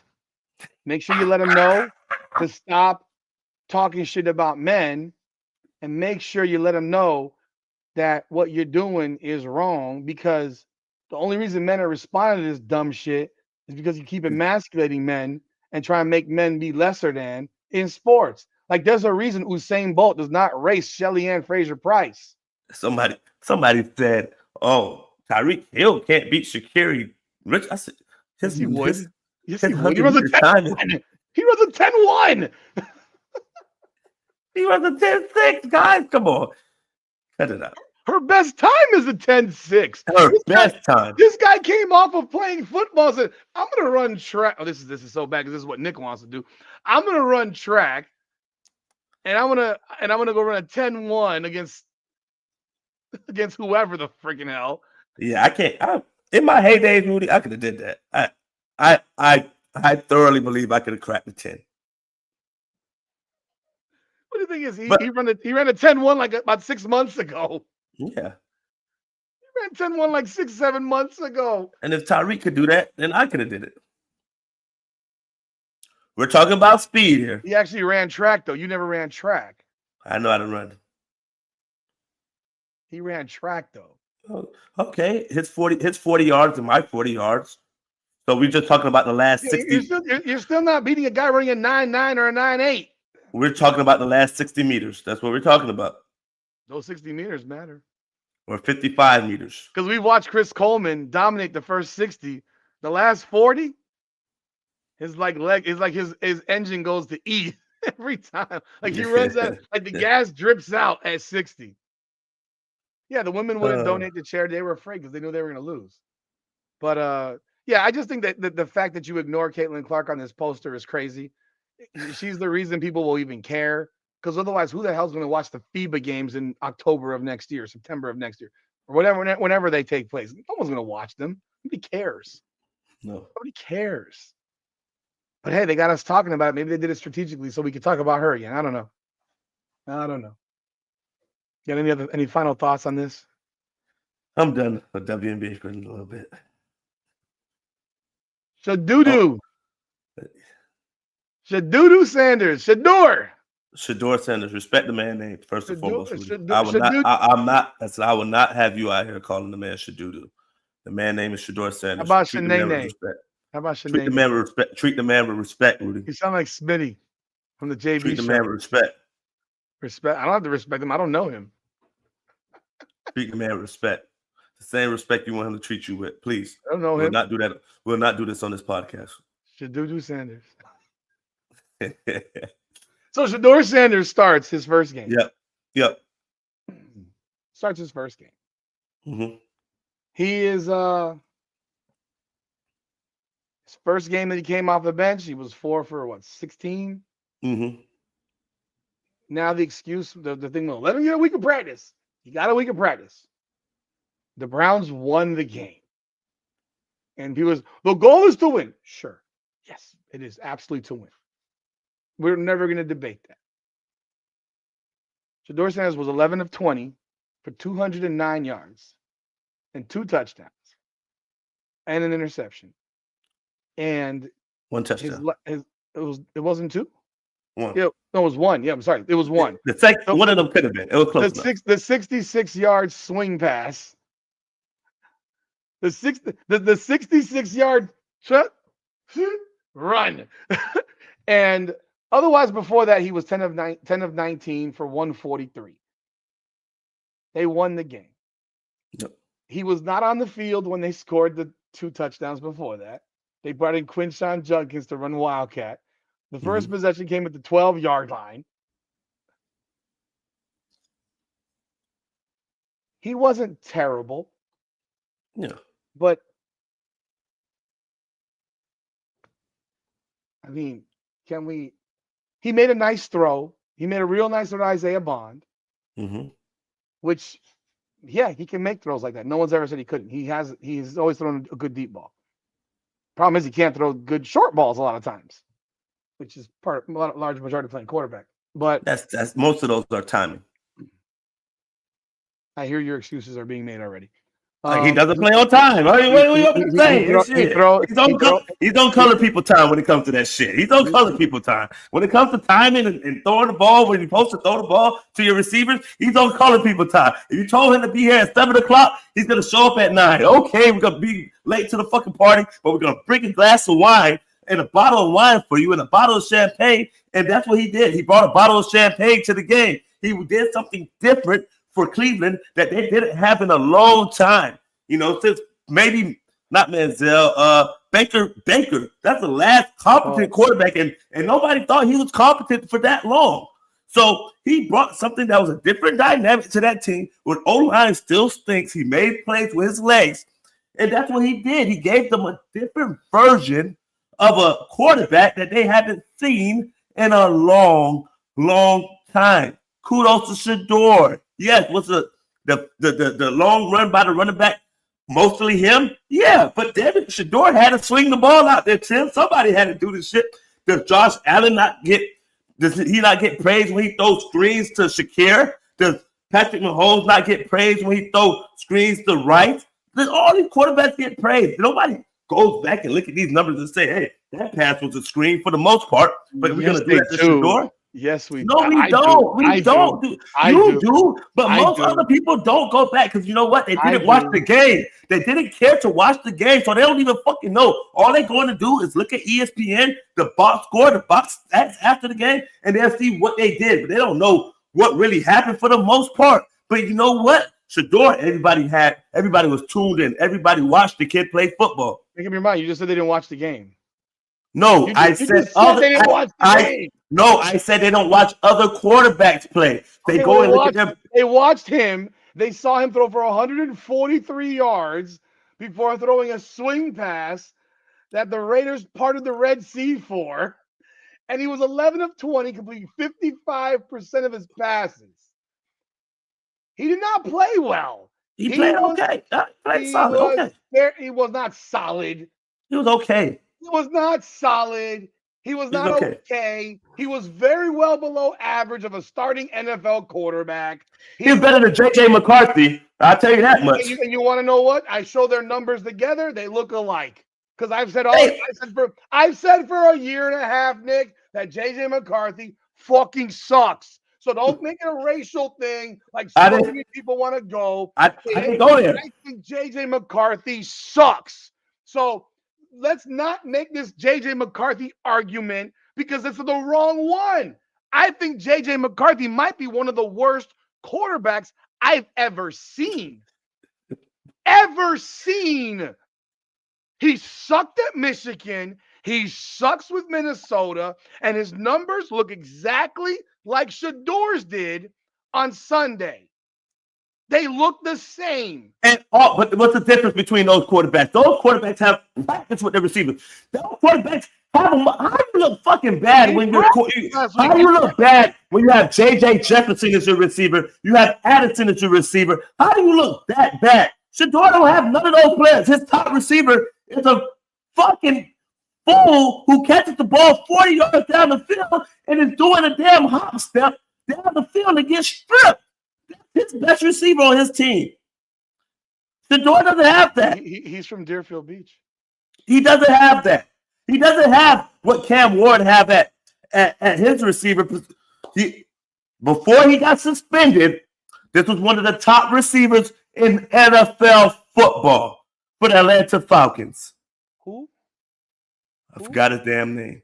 Who? From Cam Ward has nobody to throw the ball to. They are terrible. Terrible. Before from Alabama, right? Am I thinking about the right receiver? I don't know who you're thinking about because the Tennessee Titans receivers suck. They suck. They drop more balls for Cam Ward than anybody in the league. And you know what? I ain't fucking praising Cam Ward. He's been trash. Okay, but they all got first team reps. These all guys been practicing. Shedeur has been brought in a different situation. He didn't practice this week. He didn't practice. Okay. I didn't say he didn't practice this week. He practiced. So he ain't practiced all year. We gotta stop this excuse making. No, he's a professional quarterback. He threw for 143 yards, sans a 66-yard swing pass. He played the Raiders. His defense had 10 sacks. 10 sacks. When they play the Niners this weekend and get dragged across the field, please let me know your thoughts. I will love to hear them because they're going to get crushed. That team sucks. And look, I'm not even blaming Shedeur. The team is awful. Their offense is awful. But he didn't walk out there and look like a top 15 QB the way he said he was. Man, that's the problem. He said that, Nick. Yeah, I get that. I get that. If you tell me, Nick, that I'm the best point guard on earth, and you walk out there and you didn't play for 6 weeks, 7, 8 weeks, I mean, on the field, you practiced because he does practice. Don't say he doesn't practice. He doesn't just stand there and do nothing. Whoever he's taking reps with, he's taking reps at some point. You tell me that you're all this, and you walk out there and you commit 8 turnovers in the first quarter. Am I supposed to hold you accountable for what the fuck you said? You said you're the best. You're the best. You're better than all these dudes. So if you're better than all these, and I don't know that he was better than Dylan Gabriel. They look alike. The difference is he could push the ball down the field. Dylan Gabriel cannot. He threw a deep ball. Let's go give him a fucking cookie. Well, we know he can throw the deep ball. He's been throwing the deep ball for his whole career. I know. That was his whole offense in Colorado. Okay. He couldn't throw the ball underneath. He was incomplete on those easy passes. He didn't get the ball out. His timing sucked. But he could throw a deep ball. No one's ever said he couldn't. But that's not what, are most passes in the NFL 50 yards in the air? No. Or 10 to 20. But the threat that he could 5 to 20, in fact. But the threat that he could throw the ball 40, 50 yards down the field is a big difference of how teams game plan against you. Nick, he fucking got. Did we see him move around? Did he only get sacked one time, which is one of his biggest downfalls? That's sacked one time. He played the Raiders. They have one of the best defensive ends in football, in Crosby. We can't subtract and add what we feel like it. They're 2-8, Nick. They're terrible on defense. He's still Crosby. He's still a great defender. Who gives a shit? The Browns actually have a good defense. They do have a good defense. There's a difference. Okay, they got one good player. So Crosby's going to have 6 sacks in a game because he's Crosby? Shit, Myles Garrett does it. Myles Garrett's got 18. He's going to break the NFL record. He's also the best DN in the league. Let's see. The Raiders only gave up 10 points to the Broncos. Yes, the Broncos. What did I call Bo Nix last week? I'm just going. No. What did I call? Don't use anybody else. What did I call Bo Nix last week? Overrated. One of the most overrated. I think he had number 3. One of the most overrated quarterbacks in football. The Raiders scored 29 points on the Jaguars a couple weeks ago. With Dylan Gabriel quarterback, right? I'm sorry, that's the Raiders. I'm sorry. The Raiders. By the way, Geno Smith was 30 for 44 for 285. The Titans scored 10 points on the Raiders. Okay, they got no offense. That's the number one quarterback. They suck. I'm just saying, the Raiders. But they suck. I just told you that. They suck. The Browns got the ball at the 12-yard line on one of their touchdowns. The Raiders held Herbert to 20 points. Are you gonna name other the games? I'm just saying the Raiders beat May. Fred May. Dude, the damn Browns beat the Dolphins 31-6. The MVP. I'm just saying. Let's put this shit in perspective now. Let's not just the MVP of the NFL this year. The MVP. Drake May's the MVP in the NFL this year. More than likely. So they gave up 41 points to the Washington Commanders. They gave up 25 points to the Bears. They gave up 40 points to the Colts. I know you forgot those ones, right? 31 to the Chiefs. Yeah, I'm just going to the ones that make my point. They gave up 30 to the Jaguars. They gave up 33 to the Cowboys. Come on, bro.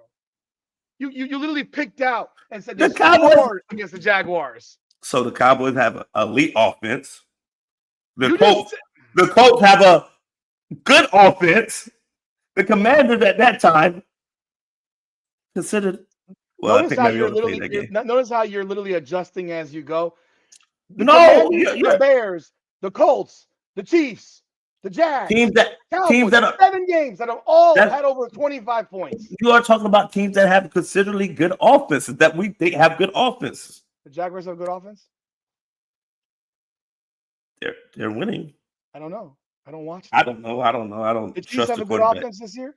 Who? The Chiefs have a good offense this year. They were at that time. They were playing good offense. At that time. Oh God. At that time, they were playing great offense. What do you want me to say? Not saying that they were playing good. I think that's when Rice probably just the Chiefs this year. Just so you know, 21, 20, 22, 37, 28, 30, 31, 28, 21, 19, 23.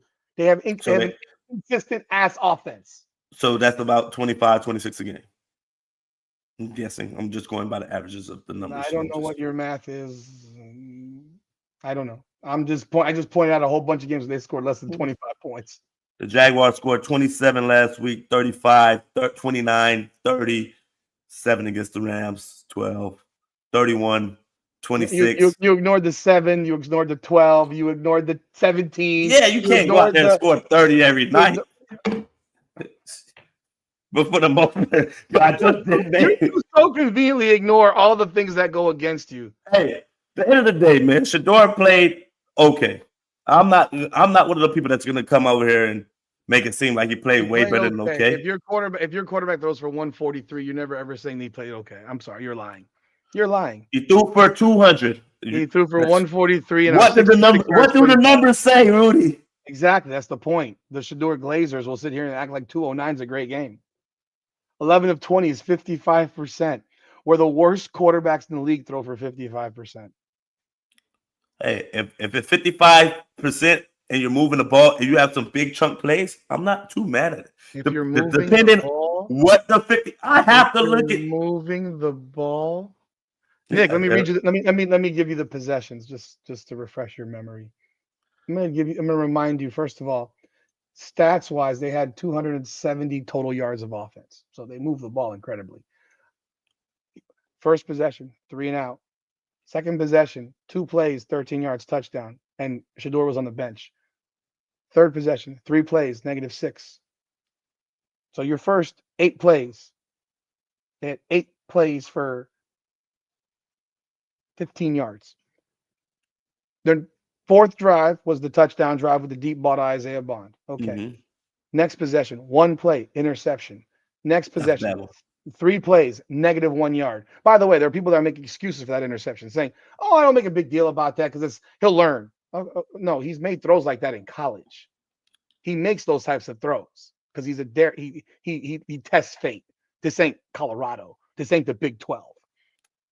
The next possession, 3 plays, -1. The next possession, this one ain't his fault, but hey, the 1 play, the completion, Judy does that, whatever he's doing, and gets the ball punched out, moron. Yeah. The next possession, 3 plays, 7 yards. Next possession, 1 play, -1 yard. They had the ball 1, 2, 3, 4, 5, 6, 7, 8, 9 times in the first half. The Miami Hurricanes had the ball 8 times against Virginia Tech and scored 34 points. Yeah, because y'all had long possessions. I hate them. Third quarter. That was the first half. First possession, 3 plays, -2 yards. Next possession, 6 plays, 17 yards. Next one, 8 plays, 44 yards. The next possession was the 66-yard swing pass, 3 plays, 6. Next possession, 3 plays, 0 yards. Next possession, 4 plays, 22 yards. Do not tell me the man was moving the ball up and down the field. I didn't say that. You just did. He's moving the ball up and down. You say he's moving the ball. He ain't moving the. No, I said I wouldn't be mad if you're taking chances down the field. He didn't move the ball. I said if you're taking chances down the field. You didn't say I said that. Go rewind it. I'm going to go look at the possession that had 8 plays for 44 yards. He had an 11-yard run, incomplete. He had a -7-yard pass on this drive, 26-yard run, -3-yard run, incomplete, -3, incomplete. So the drive that they were 8, I'm going to say, the drive that they went 8 plays for 44 yards, Nick, this is the drive. He was 0 for 1, 0 for 2, 1 for 3 with -7 yards, 1 for 4 with -7 yards, 1 for 5 with -7 yards. Those were his numbers on that possession. So that mean he really threw for about 250. Because you said -7. He threw for 216. I know you like to add negatives. Nick, he did not have a yard pass on that drive. He was okay. Guess what else he brought? Leadership. Guess what else he brought? Energy. Guess what else he brought? Confidence into motherfuckers on his team that were happy and elated that he was out there. Guess who was the #1 culprit in that? Myles Garrett. Happy after the deep throw. Ecstatic. That's why he's starting again. I don't know if Dylan Gabriel is healthy or clear protocol. I think he did. He did clear protocol. He's starting again. They might as well start him the rest of the year. Start him the rest of the year. Let's see what you got. Start him the rest of the year. You might as well. See what you got. But Myles Garrett sure as shit didn't give him this game ball that he got. Because Myles Garrett knows who won that goddamn game, and it wasn't Shedeur Sanders. Myles Garrett knows the defense won that game. The running game won that game. Not Shedeur Sanders. He could threw interceptions. So that's part of playing quarterback. If the 49ers destroy Shedeur on Sunday, I want to hear all the shit. I will give the Shedeur fans are like Angel Reese fans. You will glaze a fucking bum at any given cost. You said Angel Reese is not a bum. I did say she was a bum. You changed your tune. You said the league is filled with bums. You said the whole league are bums. The whole league. That's because you haven't accepted that that's who they are. They're ball bums. There's about 5 non-bums in the whole league. Most of them are bums. If Shedeur Sanders go out there this week and ball out, what would you say? Wow. I'll give him kudos. I'll fucking congratulate him. You know what? We'll move the goalposts and we'll say you can't do it next week. I'll congratulate him. I'm not going to sit here and the guy goes out and throws 25 of 33 for 330 and 4 touchdowns and no picks against the 49ers. What the hell can anybody say? If he does that with his core of receivers and the non-talent they have over there. Notice the excuses you keep making. The core of receivers, the non-talent. He's part of the non-talent. Hey. He's a 5th round pick, as you said. That's what they drafted him as, but there were people that had him as top 5. Yeah, so he should be playing like a top 5 guy, right? Yeah, you still got to practice. Still got to get opportunities. Oh God! Like I said, if you tell me you're better than all these dudes, you better not come out and commit 8 turnovers in the first quarter playing basketball, and then blame it on I ain't played. Motherfucker, it doesn't matter. You think Michael Jordan walks out and says, I ain't played, bitch. Now I'm gonna come and drop 40 on your fucking ass. No, basketball is more. LeBron James prior to this year never came out in his first game after injury and scored 6 points. Basketball comes out has a triple double.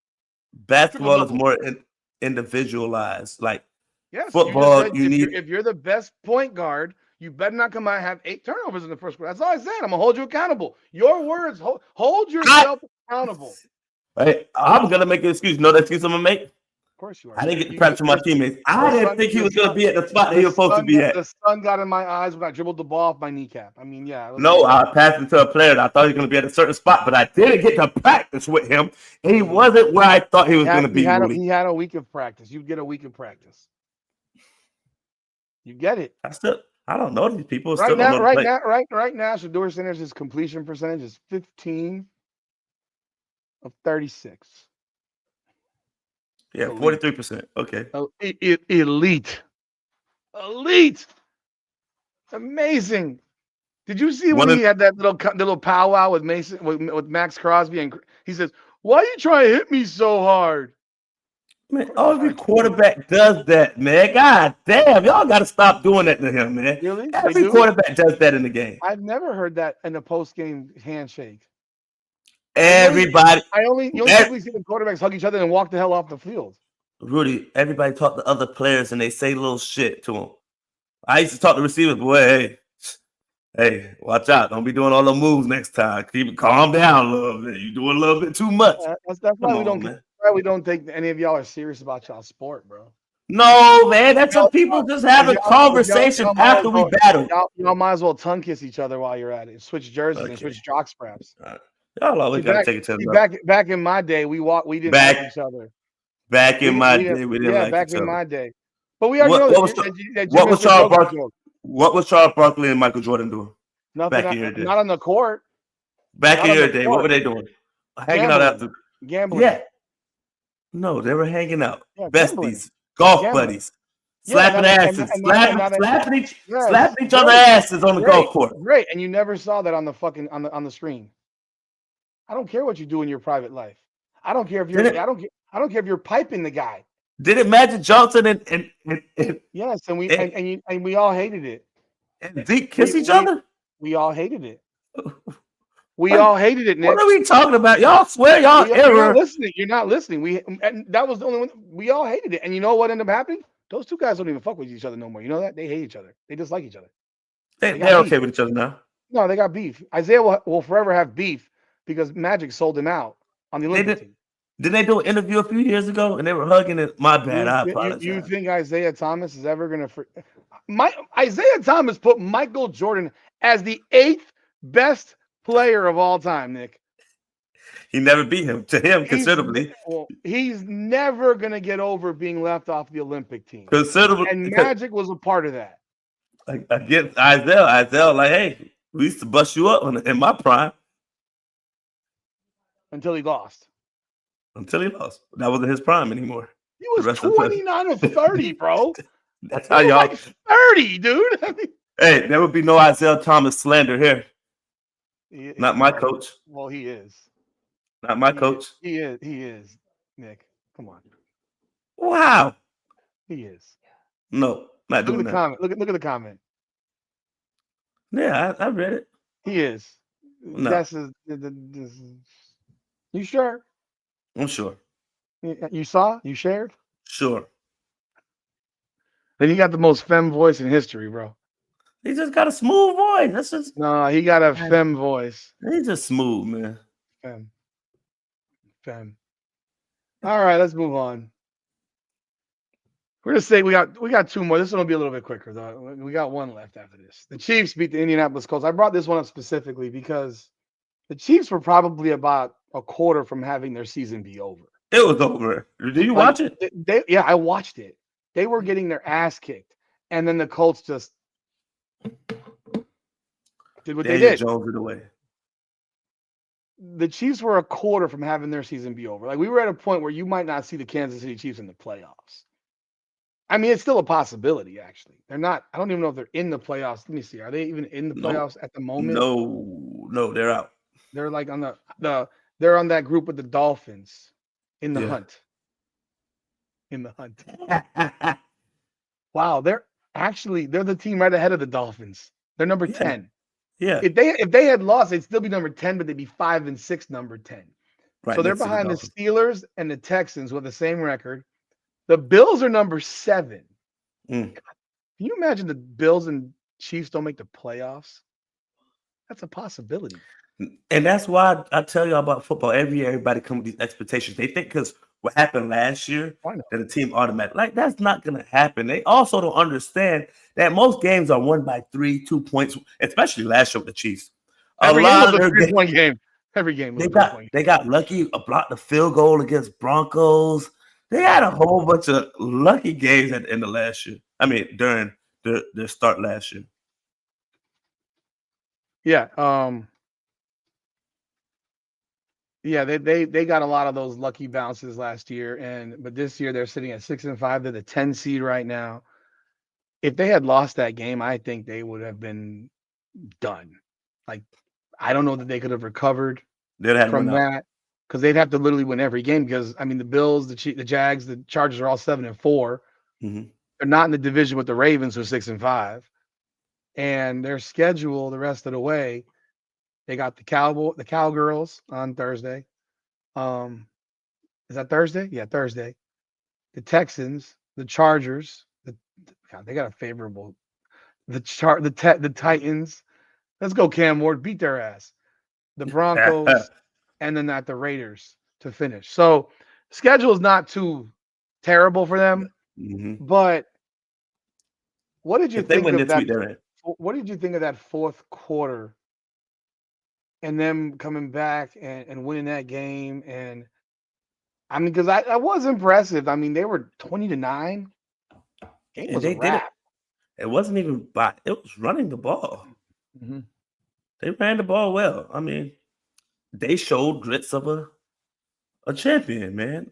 I always compared my Winnipeg teams to something like Kansas City. Like, you may be better team and whatnot, but when it comes down to making the right plays, playing football the right way, no turnovers, we're going to find a way to win. That's what Kansas City does. But you can slowly see that mystique is starting to wear off. It doesn't last forever. Nothing lasts forever. But when you do have a top quarterback, you feel like you always got a chance. But, they ran 91 plays to 50. Yeah, they 91 plays to 50. It was 20-9. 20-9. Man, how they run 41 more plays? 33 first downs to 10. They totally stuffed Indiana. The Colts. When Indianapolis, when Jonathan Taylor is controlled, they stopped him. When you stop him, guess what? That guy who you said is a good quarterback, Daniel Jones. I'll take him over Tua. No, you won't. Because of his size. But besides this year, what would make you want to take him over Tua? Besides this year, nothing. What? Nothing. I think Tua is one of the worst on the planet. So yeah. No, not as bad as Daniel Jones. I've seen Daniel Jones miss wide ass receivers, short, just regular dig routes, timing routes. Can't throw it. He's having a very good year this year, and he is. He's having a solid year. They blew a 20-9 lead. When does the defense have to own some of it? Because you're the ones that need to stop somebody. Gave you 20 points. 20 points ain't enough. Why not? Why isn't it enough? If your defense does their job, you're up 20-9 going into the fourth. Let's look at the fourth quarter real quick. Rudy, no, so how much plays? So how much plays the Indy run and how much plays the Chiefs 50, run? 50. Oh, and how much plays the Chiefs run? 90. I just told you 91. Keep the drive going. You can't keep putting my defense out there and expecting us to keep getting stop after stop after stop. Nick, I don't care who good you are. Nick, let me read this to you. Punt. This was the game. Indy punt. KC interception. Indy touchdown. KC field goal. 17 plays. 64 yards. 8 minutes and 20 seconds to kick a field goal. Sounds like the Hurricanes. Indy touchdown. 8 plays, 75 yards, 420. This is crazy. KC field goal. 13 plays, 48 yards, 8 minutes and 12 seconds. So you're blaming the Indy offense who just scored back-to-back touchdowns because you gave up 30 plays for 112 yards and 6 points and let them hold on for 16 plus minutes. That's the defense's fault. That's the first half. Then Indy punted, and then the Chiefs went for a 10-play drive, 81 yards in a minute 34. I don't know how you do 10 plays in a minute 34, and that was the half. It's 14-9. Then they open up the third quarter. KC punt in 3 plays. Mm-hmm. Indy has an 8-play, 49-yard drive for a field goal. KC punts. Indy goes 11 plays, 69 yards, 449, another field goal. All right, now what they do? KC fumbles, goes 5 plays, 60 yards, fumbles. Then there's a punt by Indy. Mm-hmm. Then KC gives up another 5. It's a 5-minute drive on 11 plays, 50. Every drive that KC had, it was like the Colts couldn't stop anybody. Then they punted again, 3 and out. The Chiefs 3 and out. The Colts 3 and out. And then finally the Chiefs go 15 plays, 87 yards. Like, that's a possession where you know they're playing for a field goal. And then they weren't, because they chunked them on a few, right? Well, the Colts stopped them at the goal line. No, but they chunked them on a. They had a big play to Worthy, I want to say. There was a big play. Worthy. They had a 40. No, there was one that was. What was that big? Rice or Worthy? I'm Rice on the sideline or Worthy across the middle. But the Chiefs had a play for 19 yards to Rashee Rice. That's his name, Rashee Rice. Mm-hmm. What am I missing here? I'm missing something. Because they couldn't have just gone up the field with okay, the first play to Rice was 40. Third play to Rice was a 47-yard pass play. Mm-hmm. But then they still had the ball for 15 plays. And that's only 2 plays in a drive. And the Colts stopped them at the goal line at the 1-yard line. Yeah, and they lost. They ended up scoring. But they kicked. They kicked the field goal. They were literally trying to kick. They didn't. I'm sorry. They ended up kicking a field goal. They tried to kick a field goal. And you almost gave them a touchdown. You literally gave them a touchdown. Yeah, but they were at the 1 yard line and stopped them. Okay. Then they get the ball to start the overtime, and they go 3 plays punt. And again, the defense gets gashed. 12 plays, 81 yards. The whole goddamn game, their defense didn't stop nobody, man. They only had 9 points going into the damn end of the fourth quarter. They were giving up 15-play drives in the first half. All Indy had to do was keep one drive alive in the damn last 4 of them, 5 possessions they had. Come on.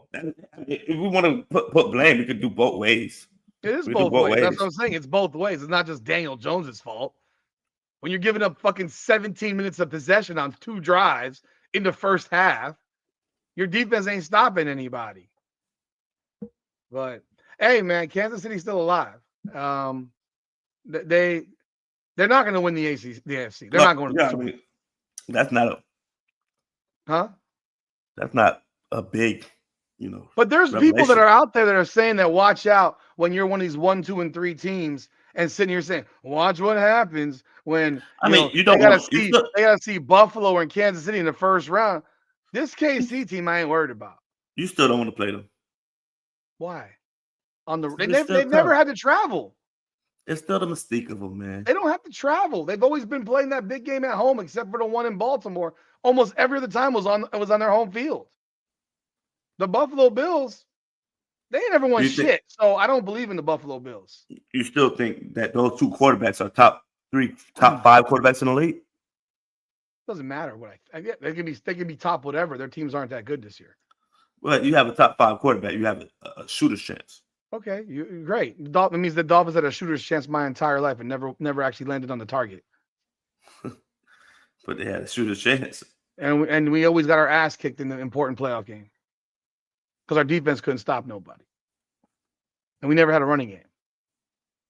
I mean, right now, your MVP is Drake May, and as you said, and they're rolling. They're rolling.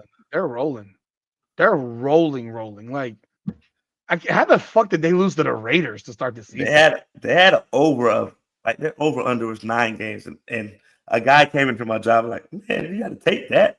They're not winning 9 games this year. I also thought the Dolphins, with their soft schedule, at least would look like. But also remember what you said about Kansas City. So they got a 23-20 win over Buffalo. They got a 33-27 win over Miami. They got a 25-19 win over the Saints. They got a 24-23 win over Atlanta. A 28-23 win over the Bucks. A 26-20 win over the Bengals. They got a lot of one-score wins. That's how they win games. I mean, this year you win them. Next year you lose all those games. Yes. You lose all those games. I mean, it's crazy. But all right, man. Final topic of the evening. We didn't have it written down here, but we are going to talk about this because did you watch the video? I watched some of it. I didn't get to watch all of it. You didn't watch that video. Was 46 minutes. You could have pushed it at 1.25. I did, bro. Draymond Green and Kenyon Martin are having a battle royale at this point. And apparently it all started, if you didn't know, because Kenyon Martin was asked a question.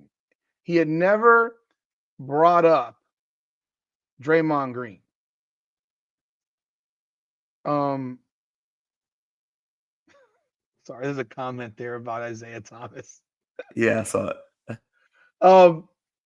So he never brought up Draymond Green's name, and I think it was Marcellus Wiley. He was on his podcast, and he asked him about Draymond Green, and he asked him about it. I don't know what the question was specifically, but it was that Draymond, he's better than like these. There's lots of guys that are better than Draymond Green, and this has now turned into a back and forth where Draymond Green acts like a certified pussy bitch, as he always is, uses his little bitchy podcast to talk about how we're both from Saginaw, Michigan, and I grew up watching you, and I liked you, and I loved you, and I respected you, and you're talking trash about me.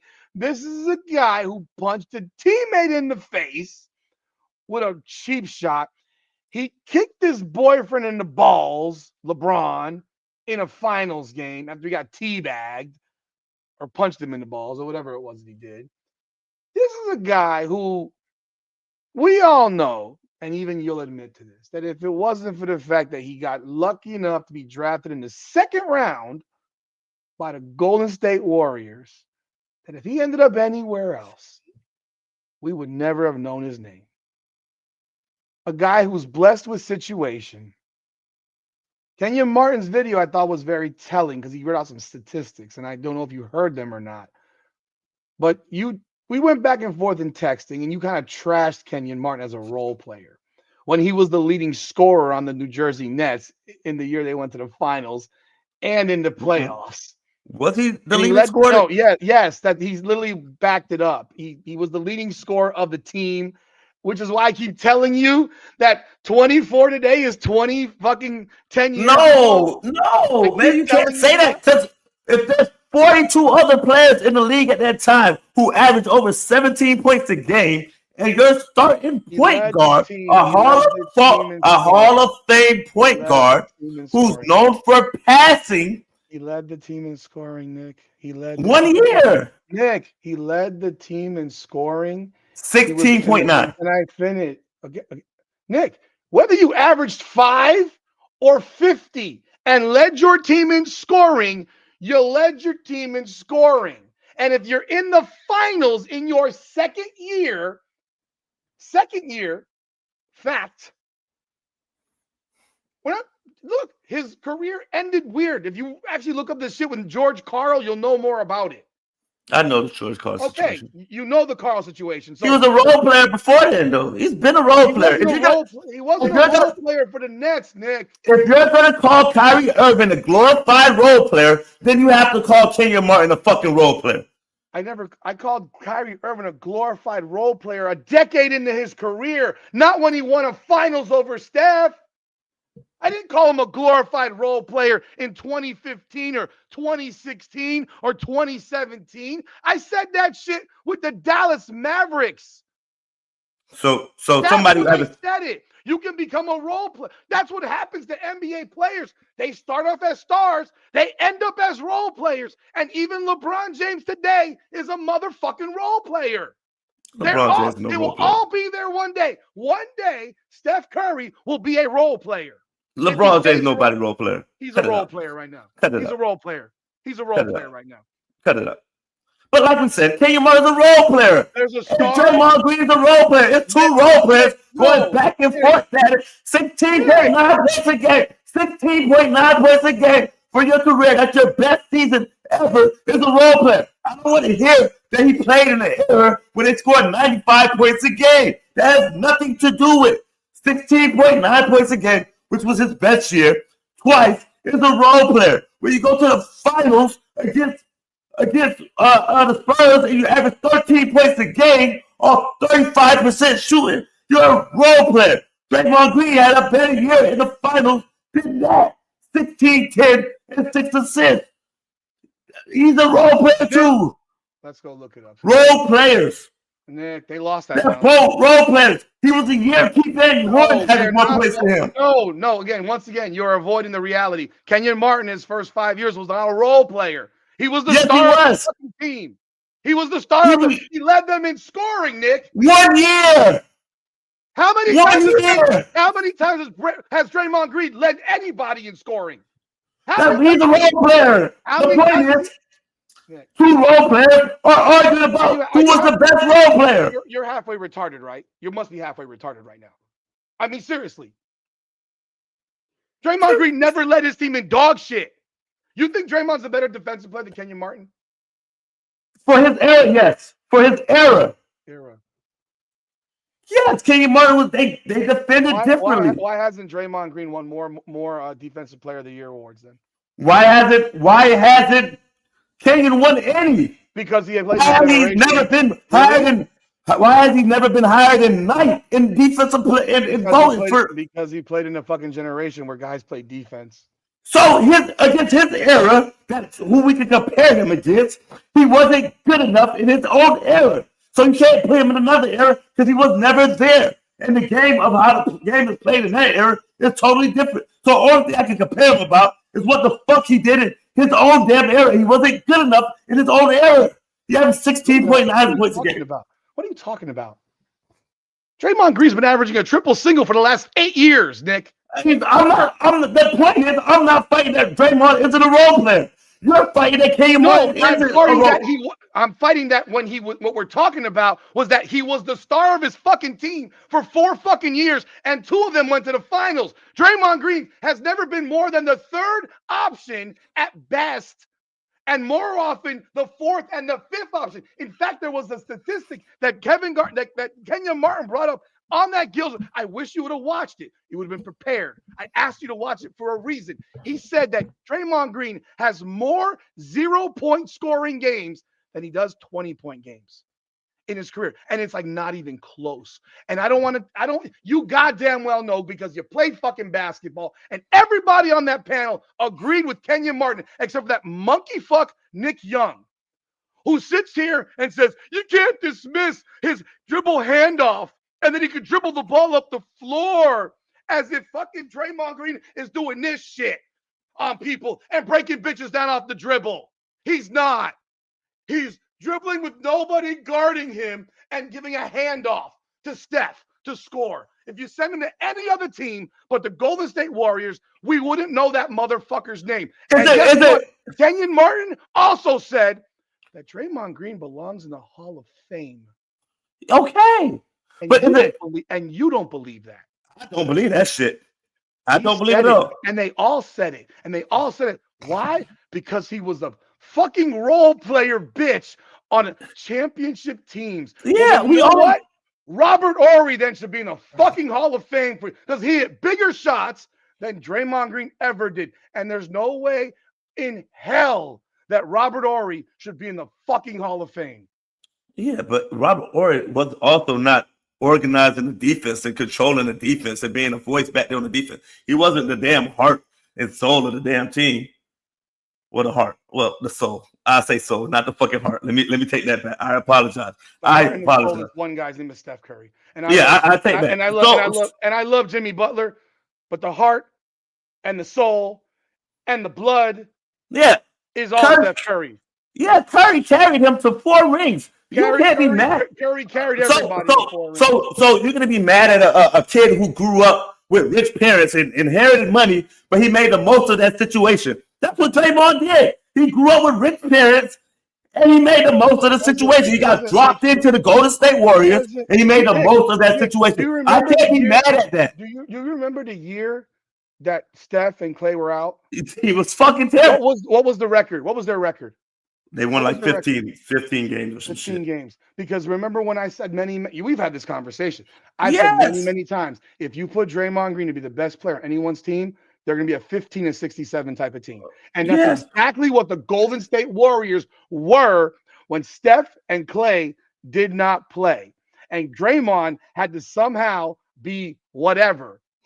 But the fact of the matter is, I know you fucking hate generational conversations, but when you have 30 to 40 more possessions a game, which is what exists. They changed the rules because they wanted to speed up the game, Nick. You can lie about it. You're blue in the face. The numbers are the numbers. If you're playing a 90-possession game, you're going to have more shots than if you play a 70-possession game.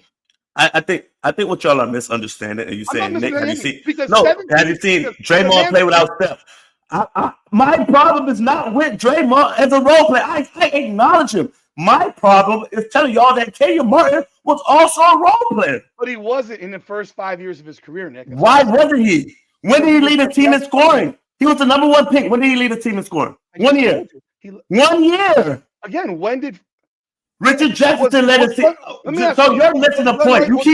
Was Glenn Rice a role player? You keep fighting the fact that you keep trying to make it that I'm trying to defend that Draymond. Top 2 scorers on a basketball team are not fucking role players, Nick. At 16.9 points a game, when your best player is not a fucking scorer. When Jason Kidd is not a scorer. Forwards back then had to score the basketball, Nick. When Jason Kidd is giving you fucking 8 points a game off of his passes and giving you easy points, and you only can manage. Nick, you were 12 years old. 13 What they years had to do old. it. So You remember him giving him fucking easy buckets? Easy buckets. That's what Jason Kidd does. Power forwards were killing each other back then, Nick. You're serious? Jason, just like Steve Nash was a big part of Amari Stoudemire game. But Stoudemire had a little bit more than fucking Kenyon Martin. The Suns were playing today's basketball back then. The Nets Rudy, were playing a slow down pace. okay, Rudy. So let's So you're when gonna you sit here and act like the guy who did something that only 10 players in the history of the game did was a fucking role player during those few years. I didn't say he didn't become a role player. Everybody. Carmelo was a role player. Dwayne Wade was a role player. Everybody becomes a role player at the end. So he was with New Jersey for 4 years, right? He was with Jersey for 4 years, and in those 4 years, he wasn't a fucking role player. 12 points a game, 14 points a game is a fucking role player. What are we talking about here? He was the second for Rookie of the Year. What are you talking about? Role player, Rudy, it doesn't matter. 12 points and 14 points a game is a role player when your point guard doesn't even score. When your best player of your team is not a scorer, who else is fucking scoring? Keith Van Horn? You want to go? Terry fucking Hill? Nick. The New Jersey Nets averaged 90.3 points per game. 90.3. 95. What year? 90.3. No, they gave up 90.3. They averaged 95. What year? I'm reading their fucking numbers right here. What year? 2003-04 Nets. 90.3 points per game. Are you going to sit here and tell me that a team scoring 90 points and you're averaging 20% of the fucking points is a role player? Who's a role player? You're a moron. We acknowledge that. 12 points a game 1 year, 14 points a game. He had 2 years of 16.9. You're a moron. And the year after, I think we're missing a point. Okay, you're again. Richard Jefferson came along and averaged more than him. Top 2 scorers on a team are not role players. They never have been. They're not role players. Top 2 scorers on a basketball team, because then that would make Steph Curry potentially a role player. I'm sorry, no, Klay Thompson would have been a role player with Steph and Kevin Durant. But you think this Klay Thompson belongs in the Hall of Fame, right? Yeah, Klay Thompson belongs in the Hall of Fame. Yeah, he was the third. Well, he had what, 7 years before he became? Like 7, 8 years before he became the third option. 6 years. What? Oh, so so now there's a number of how many years for you? I just gave you the first 4 years of the guy's career. Draymond Green called him an underachiever because he didn't win rings. Rudy, he didn't win rings. He didn't average 15 points a game in 2 of those years. 2 of those years, he didn't average 15. Now, Rudy, we also have to understand at least 42 players in the league. I don't care. During those years, I think even one of those years, there was 50 players in the league were averaging 17 points or more a game. And you're telling me that a guy with the best player on his team, the best player. Who led the Miami Heat in scoring in 1997? Probably Timmy or Zoe. I don't know. One of them motherfuckers. Really? Okay. Dan Marley, Vashawn Leonard. I don't want to know. Was Alonzo Mourning a role player? No. Alonzo Mourning a role player? At certain points, he became one eventually. No. What year are we talking about? Nick, as a Miami Heat fucking player, as a Charlotte Hornet player, was Alonzo Mourning a role player? No. No. Why not? Because he did everything for the team. Block, defense, score. Well, he had 15.9 a game. Martin was the best defensive player on those Nets teams, which is a fact. Alonzo Mourning averaged 19 points a game in back-to-back seasons in 96 and 97 and 98. So he's a role player by your definition. He didn't average. No, how is that? Was he in the top 20 in scoring in the league? Was he in the top 30? Oh, fuck no. At 19 a game? Yes. You just told me back then that's what it was. That's top 30. No, I'm using your you just said that anyone that doesn't score a certain amount of points is a role player. You just said that. You literally just said that. When your point guard, your best player on your team. We had an all NBA first team point guard in Miami, Nick. Tim Hardaway was the best point guard in the world. Who also scored. who also scored 20 points a game. Again, and so does Steph. So does Steph. What are you talking about here, So does man? Steph. What are we doing here, man? Nick, did you ever play anybody in fucking college or in high school and say, "Oh my God, he's such a great dribble handoff guy"? When you looked at your teammates at Norland High School, did you ever say, "Oh man, his defense is so fucking amazing. That makes him amazing"? But the bitch can't put the ball in the fucking ocean. Because hoopers, as you know, which is what Gilbert Arenas literally said, when we talk about who can hoop, this is about ball. This isn't about fucking 5-on-5 bullshit. This is about ball. Who is a more skilled ball player? And the reality is, if Draymond Green went up one-on-one against Kenyon Martin right now at 50 would dunk on his head. To this day. To this day. And in his prime, he would put Draymond Green's head in the basket. 2 of his 15 points? Huh? 2 of his 15 points, he'll put Draymond in the basket? Oh, in a one-on-one game, he would murder him. Draymond might not score. Please. You goddamn well know that dude was better than Draymond Green. The whole argument only came because Draymond Green called Kenyon Martin a massive underachiever. So what did Kenyon Martin do? He brought all the data, actual figures and numbers, because I know you don't respect the league of Tim Duncan and fucking all the great power forwards, Karl Malone, Charles Barkley. They all fucking suck. They're all trash. I never said that. They're all slow. They don't score. I mean, the guys that he had to play against, Kevin Garnett, Pau Gasol, Chris Webber, Amari Stoudemire. Thank you, Lester. You did my job. Rasheed Wallace, Jermaine O'Neal, Zach Randolph. Draymond Green has never faced guys like that in his life. That's why I can't. Tim Hardaway was good. I never said Tim Hardaway wasn't good. What are we talking about here? I'm saying the difference between him. I didn't say you didn't. Oh, the difference between him and Jason Kidd is one is a provider. Jason Kidd averaged 15 a game. Yeah, he's a provider though. Jason Kidd averaged 15 a game. Tim Hardaway averaged 18 to 20. Let's not act like he averaged 30 fucking points a game, Nick. So Tim Hardaway. So we're going based on those years. Jason Kidd actually averaged 18 points one of those years. Okay, so then Jason Kidd averaged 18 points. Tell me exactly how Jason Kidd is just passing the ball to everybody. That's what he did. But you just said he averaged 18 points. 1 year. Okay, and Tim Hardaway averaged 17.4 points in 1998-99. So let's go. 2004. And the year before that, he averaged 18.9 points. And the year before, and you know what Alonzo Mourning did that year? 19.2. And you know who was the third scorer? Jamal Mashburn, 15.1. So 2002, okay, 2003. Year before that, I'm doing the Miami Heat because you did Tim Hardaway. Tim Hardaway, year before that was his best year, 20.3. That was his best year scoring for the Miami Heat. So if Jason Kidd in his best year averaged 18, and you're sitting here telling me that all he did was pass? Well, Tim Hardaway averaged 8.6 assists that year as well. But we know what Jason Kidd is known for. He's set you up, not known for scoring. You act like he didn't shoot the ball. That wasn't what shoot the ball. Nick, he did not shoot the ball. That was his best year scoring, 18.7. Most of the other years is around 15, 14, 15 for the most part. Okay. For the most part. 16.9, 14.3, 16.9. Average, By the way, Jason Kidd shot 40% from the field for most of his career.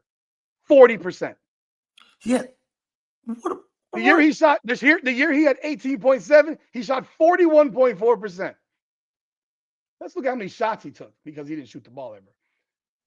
14, 13, 14, 16, 14, 14. He didn't shoot the ball? Come on. He's known. He shot the ball. He's a provider. What he's known for. He shot the ball in his prime. He shot the ball. 10 assists. 9 assists. 9 assists. Great. You're telling me that two, three of those a game, not to Kenyon Martin? Okay, and you know what the game was back then? It was dump it into the fucking post and dribble back down people and take a shot. They weren't doing a ton of alley-oops back in the day, bro. They did a few now and again. This was the Nets, averaging 90 points a game, 92 points a game, 94 points a game. But apparently 17, 18, 19, according to you, because the game doesn't matter that it's added 40 possessions both sides. That doesn't matter. It doesn't matter that teams shoot 40 more times per game than they did back then. It doesn't matter that they literally shortened the shot clock off rebounds, which didn't exist back then. You do remember all these rules make the game faster, not just that they're so much more athletic. You change rules to speed the game up. I remember when they did it. I remember when they chopped the shot clock. Remember it used to be 24 to 24? Mm-hmm. Why'd they do that? Keep the game quicker. Why? More scoring. Why? So people could watch more scoring.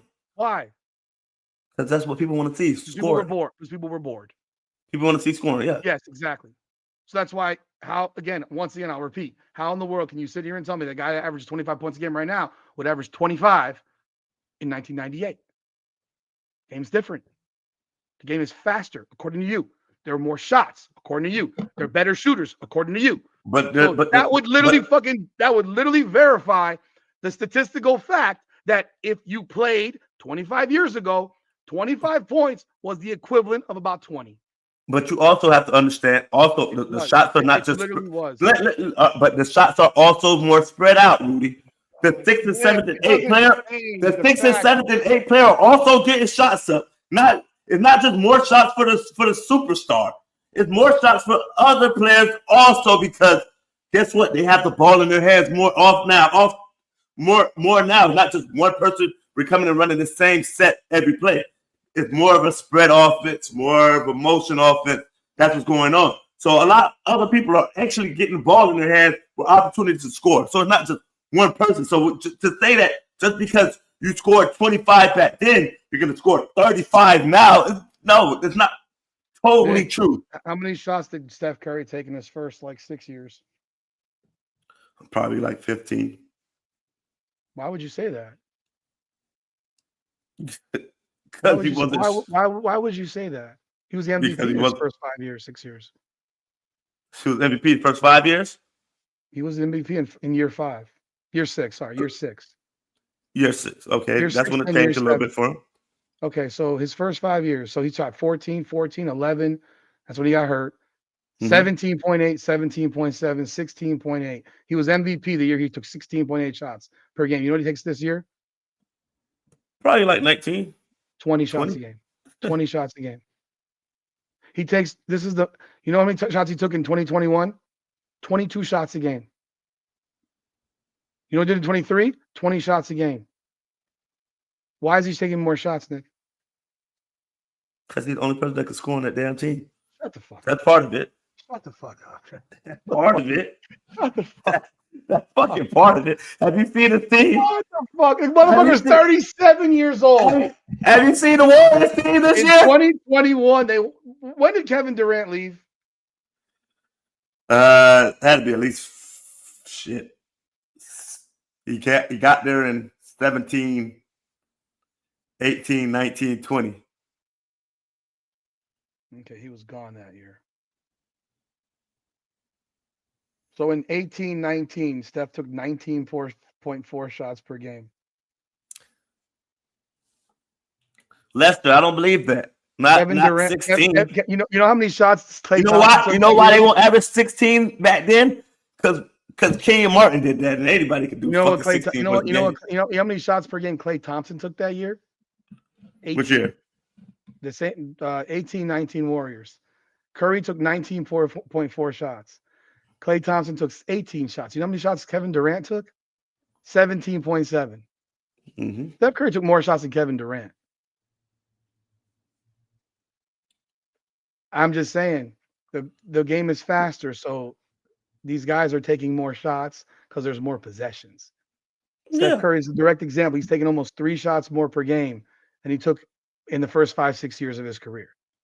He's taking and on top of that, he's taking more than double the threes. He's taking 12 threes per game now. He took 7.9 in 13-14.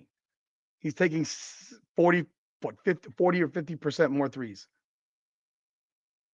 They're taking more shots because there's more possessions. That's all it is. That's all. It's just a, you ask any statistician, they will break that shit down for you.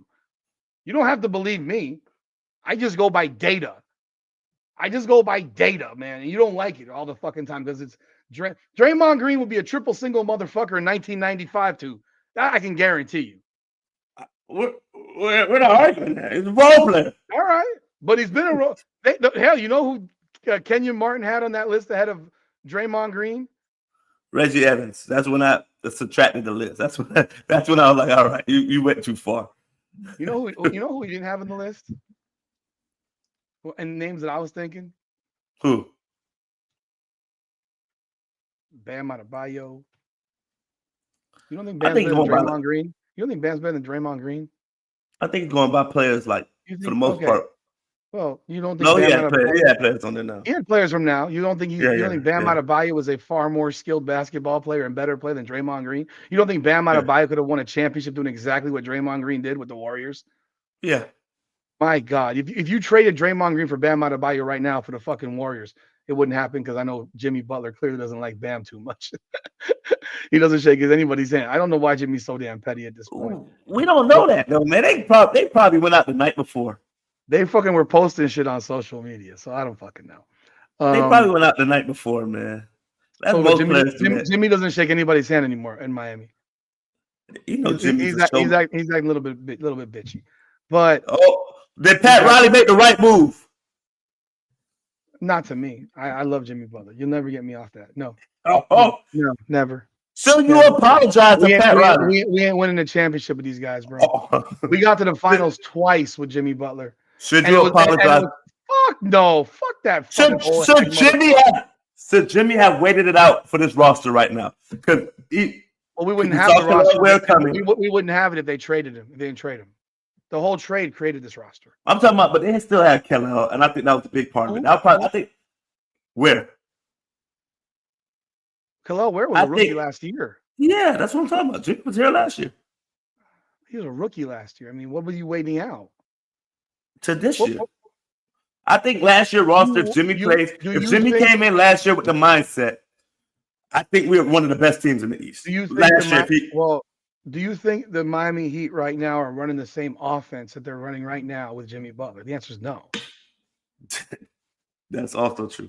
They're not running that offense because he can't. I mean, he physically could not do that. So maybe you could like Kareem, let the young guys run, and then in the fourth quarter, you let Jimmy get the ball. Well, that was the problem. They weren't doing that. They were doing the opposite of that. They were basically telling Jimmy to stand in the fucking corner like Cailtin Clark with Stephanie White. That's what they told him to do. Stand in the fucking corner. Let Tyler Hero work. The same Tyler Hero that you were trying to trade for 3 straight years that nobody wanted. I don't know if I want to trade him no more. I still want to trade him. Are you kidding me? I still want to trade him. I haven't watched the game yesterday. I would love to watch the game. I want to know why they only scored 106 points the second he gets back. What happened specifically? Because I don't know what happened, but I can only imagine that he probably stopped the ball a lot. No, he didn't. He wasn't bad. He made buckets when we needed him. He wasn't holding the ball. He was especially the first half, he was passing it around. Then he got into his groove, and we actually needed him to score. Well, I know it was 102-102 I saw, and they won the game and all that. But I mean, against a terrible team. All his shots were to the basket. And just running the ball stop. Who was running point? It was the committee. Well, he ain't the point. That's the problem. It should have been Davion Mitchell.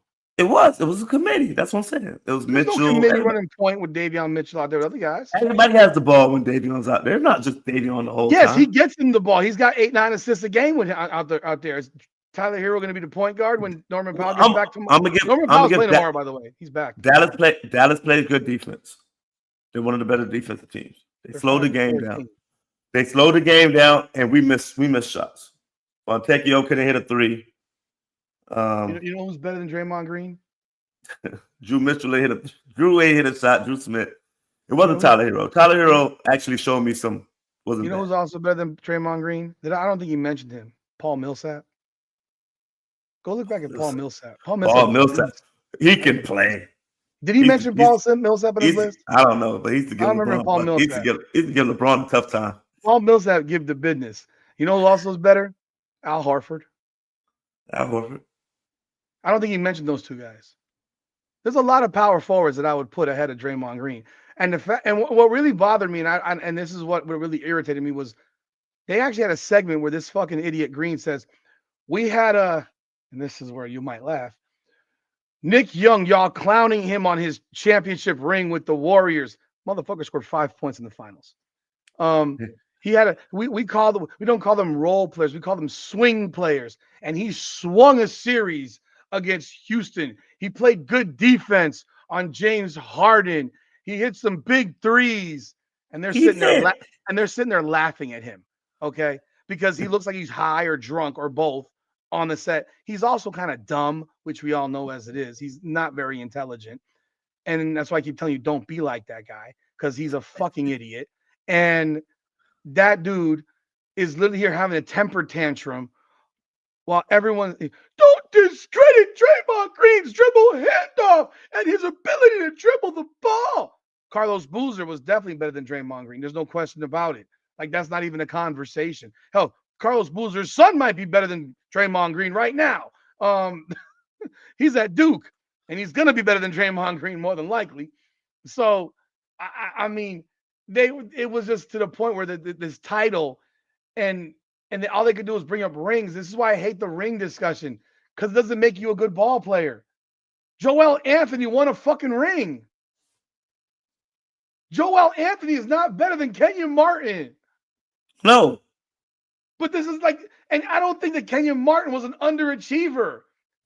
I don't think he was an underachiever. And then Nick Young got real nasty because he got real personal. But Kenyon Martin said to him, I wasn't a swing player. I was the guy that you gave the ball to score. Draymond Green's never been that. So calling me a swing player. But then Nick Young says, well, you lost the finals for him. I mean, technically, go look back at the numbers. Well, you could say technically Draymond Green lost the finals for the fucking Golden State Warriors when they lost that 3-1 lead, because his dumbass nut punched the fucking LeBron James because he didn't like being teabagged by his boyfriend. He said, we got to keep that private to only our bedroom. I'm sorry.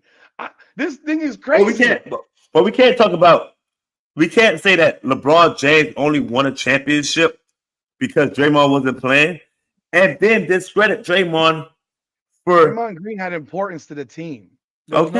Because there was more to it that happened. If you don't remember, I still want John Morant. Absolutely, I would trade John Morant for Tyler Hero right now. Over the weekend, it kind of fucked me up.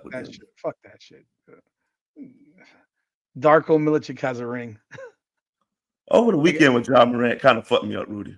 I don't know what he did this time. What with Klay Thompson, his little shit? Yeah, man. He ain't even playing. And I get it. He don't like Klay, but God, he has that Shedeur complex about it. And it might be worse.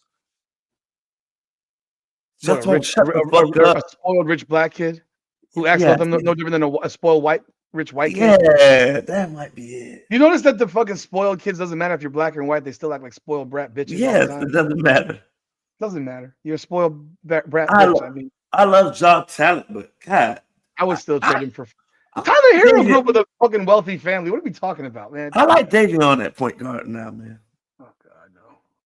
God. But we do need somebody. And last night, what I wasn't happy with Spo was he took the ball out of Jaquez's hand, and Jaquez should have the ball in his hand in the last 3-4 minutes. Closer. He's the closer. Yes, and the ball wasn't in his hand enough. He actually took him out at one point. And Spo's trying to figure out, because you have to play Ware now, but you also he had Bam out for a little while, for like 3-4 minutes. Ware's been dominant. Yes, and that's when Dallas came back. When every time we took Ware out. Oh yeah, what I was going to say was, remember Game 5? What also happened was that Bogut got hurt in Game 5, and Iguodala got hurt. So it wasn't that just Draymond got suspended. It was that those two guys also got hurt, and that kind of fucked them up. Because if those guys don't get hurt, I don't think it matters. but they got hurt, and that hurt their team a great deal. So it wasn't Yeah. that just Draymond, but Draymond Green's always been a very selfish player. Personally, he's always you could pass the ball all day. He's a selfish player. Selfish people do the shit he does in a game Yeah, and then get away technicals. with it. The technicals he gets drawn on him because he can't control himself. He's uncontrollable, and Steve Kerr acts like a bitch and never does anything about it. And that's why it's been happening for the duration of his career. And you can't control it. You can't control him. He's I mean, some people, the good outweigh the bad, and for that team, you kind of need that out of them. I mean, Dennis Rodman. They lost. Oh yeah, that was one. So he brought up Dennis Rodman being better than Draymond Green, and this is where Nick Young, yakety yak. Dennis Rodman, and I don't think he's a Hall of Famer either, as you know. I think the Hall of Fame is supposed to be the elite of the elite.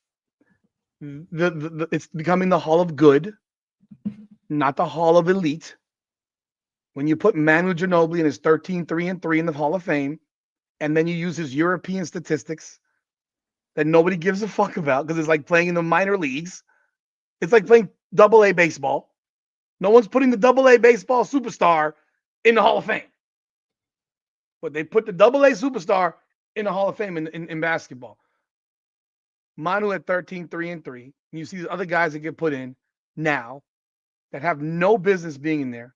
Like Chauncey Billups got in only because other bums got in. Because Chauncey Billups is not a Hall of Fame player.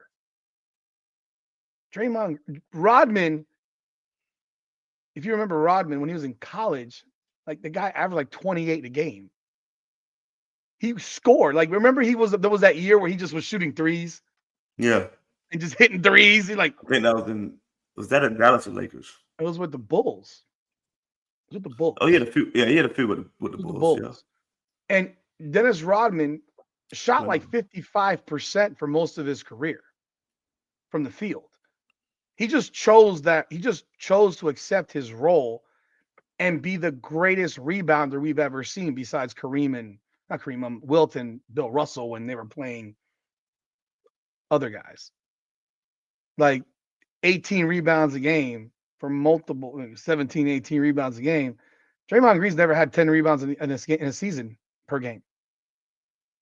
So yeah, I would say that Dennis Rodman is better than Draymond Green. I mean, but you also got to account for Draymond. I think Dennis Rodman, if he had to score, would really be able to score, probably at a better clip than Draymond Green. But no way, man. Yes. Was Draymond Green a better defensive player? Is Draymond Green a better defensive player than Dennis Rodman? No. Is he better rebounder than Dennis Rodman? No. But Draymond's better offensively than Rodman. As bad as I think. That's debatable. That's not debatable. It's literally debatable. You keep telling me about statistics. No points and proof. Oh, I'll look at shooting percentage then. You want to look at shooting percentage? No, because Rodman. No, it doesn't matter. It doesn't matter. No, because Rodman only was doing tip-ins. Come on, that's like saying one of these big men that's shooting 70% who only catch lobs are better. Draymond Green can really make a layup. No, that's like saying these big men who only catch lobs and shooting 70% are better scorers than other players who are doing a little bit more. So where does Draymond Green even call out Bam? Bam shooting 47%. You're gonna say that Gafford is a better scorer than Bam? Draymond Green is shooting this year from the field, 38.8%. He could go play with Angel Reese right now. 38.8 from the field. His career from the field is 44.8. Rodman's is 52.1. Yeah, that's a lot of tip balls, though. He wasn't shooting no threes. Draymond Green in 2020 shot 38.9% from the field. See, that's terrible. That's terrible. Yeah, his offense got worse as his shooting touch. He was decent offensively his first few years. It's like that Russell Westbrook shit. Like you cannot. Like Russell was like an 85% free throw shooter. But Rodman averaged almost 12 a game as a second-year player with the Pistons. Shot 56%. It wasn't all fucking tip-ins. Wasn't on earlier. I mean, when he decided I'm just going to rebound to basketball, 18-7, 18-3, 17-3, 16-8, 14-9, 16-1, 15. I mean, Draymond Green has never averaged 10 rebounds in a season in his career. His most amount of rebounds was back in 2016, 9.5. And beyond that, it's 8.2. And then after that, everything is under 8. And you can also say that Rodman never averaged over 4 assists in his career.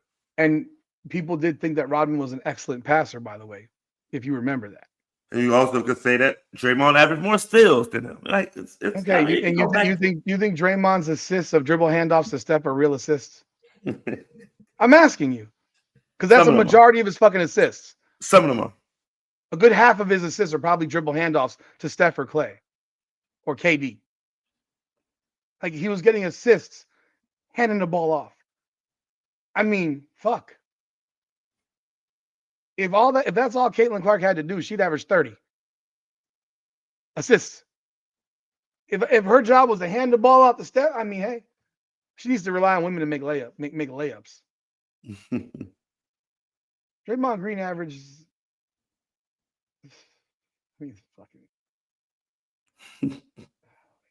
Oh, whatever. Anyhow, I can't get on this guy calling someone underachiever when the motherfucker's been riding a coattail. Like, I've always had a problem with end of the starting lineup role players acting as if they're the number 1 or number 2 option. That's all. And when you call a guy who was a number 1 or number 2 scorer, and look, we know the power forward play is different today than it was in the 90s and the earlier 2000s. Like, I couldn't name you a good power forward right now. Name me a good power forward. Sengun. He's a center. No, he's a power forward. 6'11".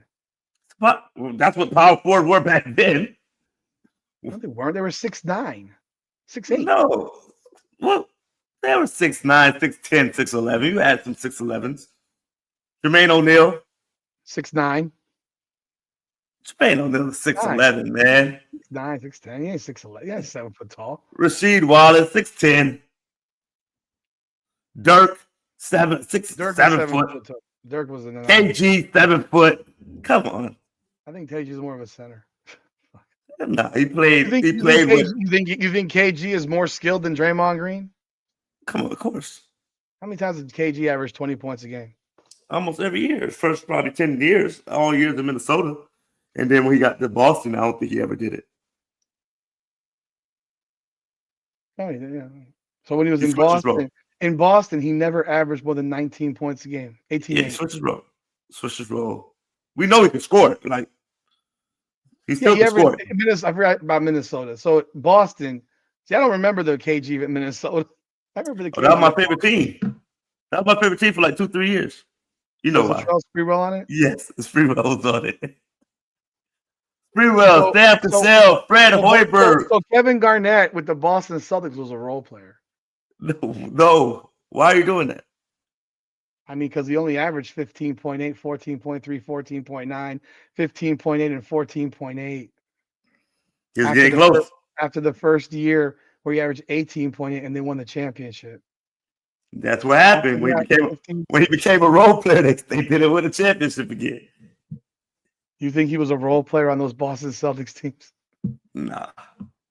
Okay, thank you. But Kenny Martin was a fucking role player. Not in his first 5 years. That's what I'm saying. What are you talking about? First 5 years. His first 2 years, he didn't have 15. He was their second best player, man. I remember the teams. I remember the nightmare that fucking guy was. Kerry Little was a better. He was a dog, man. Kerry Little was more important to him that day. Kerry Kittles was not more important than Kerry Little Kittles. Kerry Little Kittles was. Kerry Little Kittles was better than him. No, he was not. Let me go see how much KK average. I don't know, 16, 17, 15, something like that. Everybody averaged 17 on that team. That team was a scoring team. Keith Van Horn, if it wasn't for injuries, was better than him.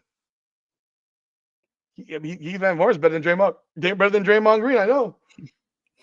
I know Keith Van Horn was better than Draymond Green. Shit. Grant Long was better than Draymond Green.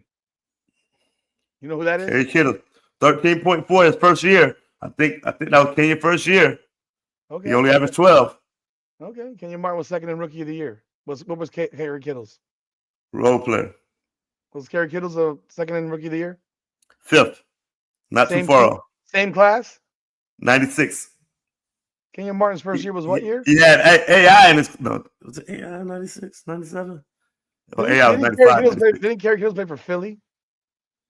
No, New Jersey. That was Hersey Hawk. No, I lost track. I don't remember. That was Percy Snow. Played for Philly with AI. Percy Snow. Eric Snow. Percy Snow played linebacker for the Michigan State Spartans. Oh my gosh. Yeah. So Kevin Garnett was a role player at Boston. Yeah, we did based on Nick's qualifications of role players. If you don't average among the top 42 players in the league, you are a role player. I just said 17. Well, you said he was the 42nd leading scorer in the league. No, I'd say 42 other players average 17 a game. Okay. Well, then how many averaged 17 a game when Kevin Garnett averaged 15.8 and 14.3? Hell, by the way, Kevin Garnett was named an all-star in each of these seasons. 15.8 and 14.3 and 14.9. Defense. Hell, he was 12th in MVP voting, averaging 14.8 points per game. Impact.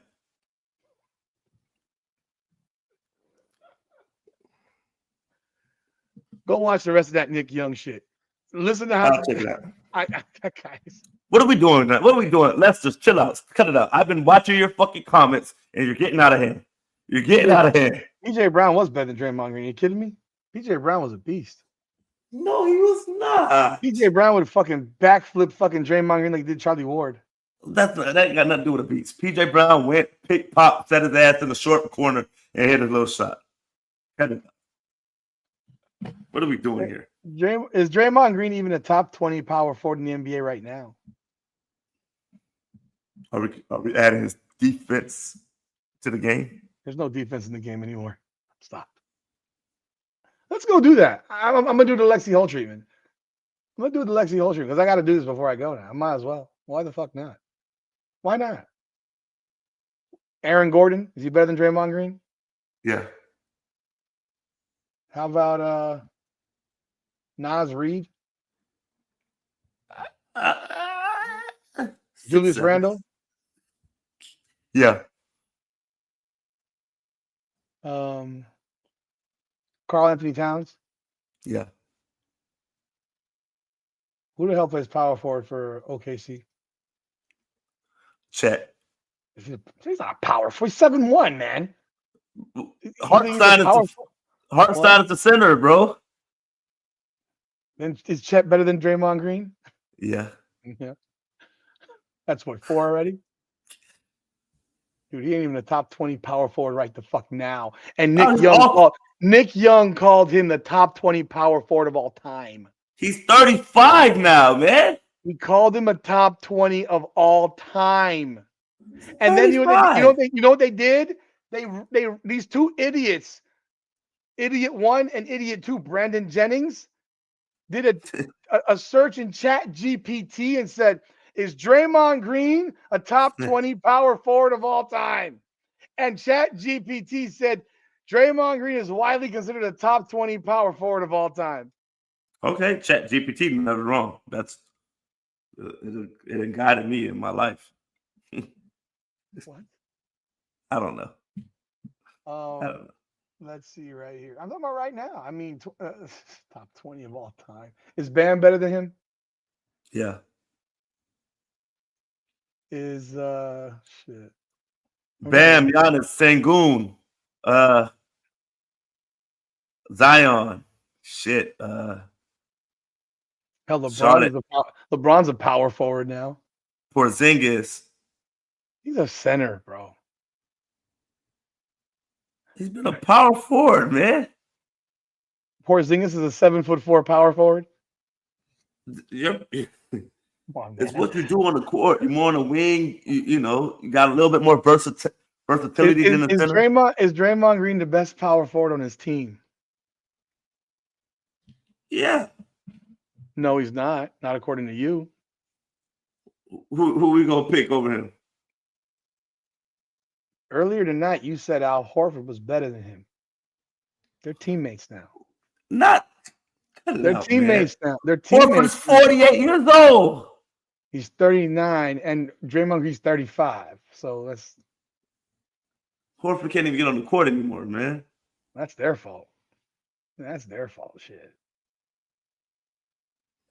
He ain't a top fucking 20 power forward, man. Fuck this shit. I don't have energy for this. Be here all night looking this crap up. Hell, is Cooper Flag better than him already? How about PJ Washington? I like PJ. Besides his decision making. Besides the decision making off the court. How about there's too many people to look up. How about Jaren Jackson Jr.? I don't like Jaren Jackson, but yeah.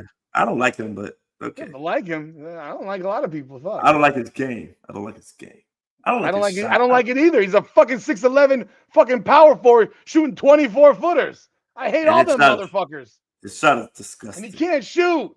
Like all these motherfuckers. Can't shoot. They all think they can shoot. Can't shoot. Want to shoot. Can't shoot. They all suck. I'm done, man. Folks, that's it for tonight, man. That's it for tonight. Hope y'all had a good time. I'll be chopping this up into more videos so you can watch them individually for your viewing pleasure. We will be live, or I'll be live on Saturday for the Hurricanes game at 11:50 a.m. And I do invite Mr. Samoan guy who disappeared to show up on Saturday, and make sure you puff your chest out, because if Miami beats Pitt by 20 or 30 points, I hope you ain't running away, fool.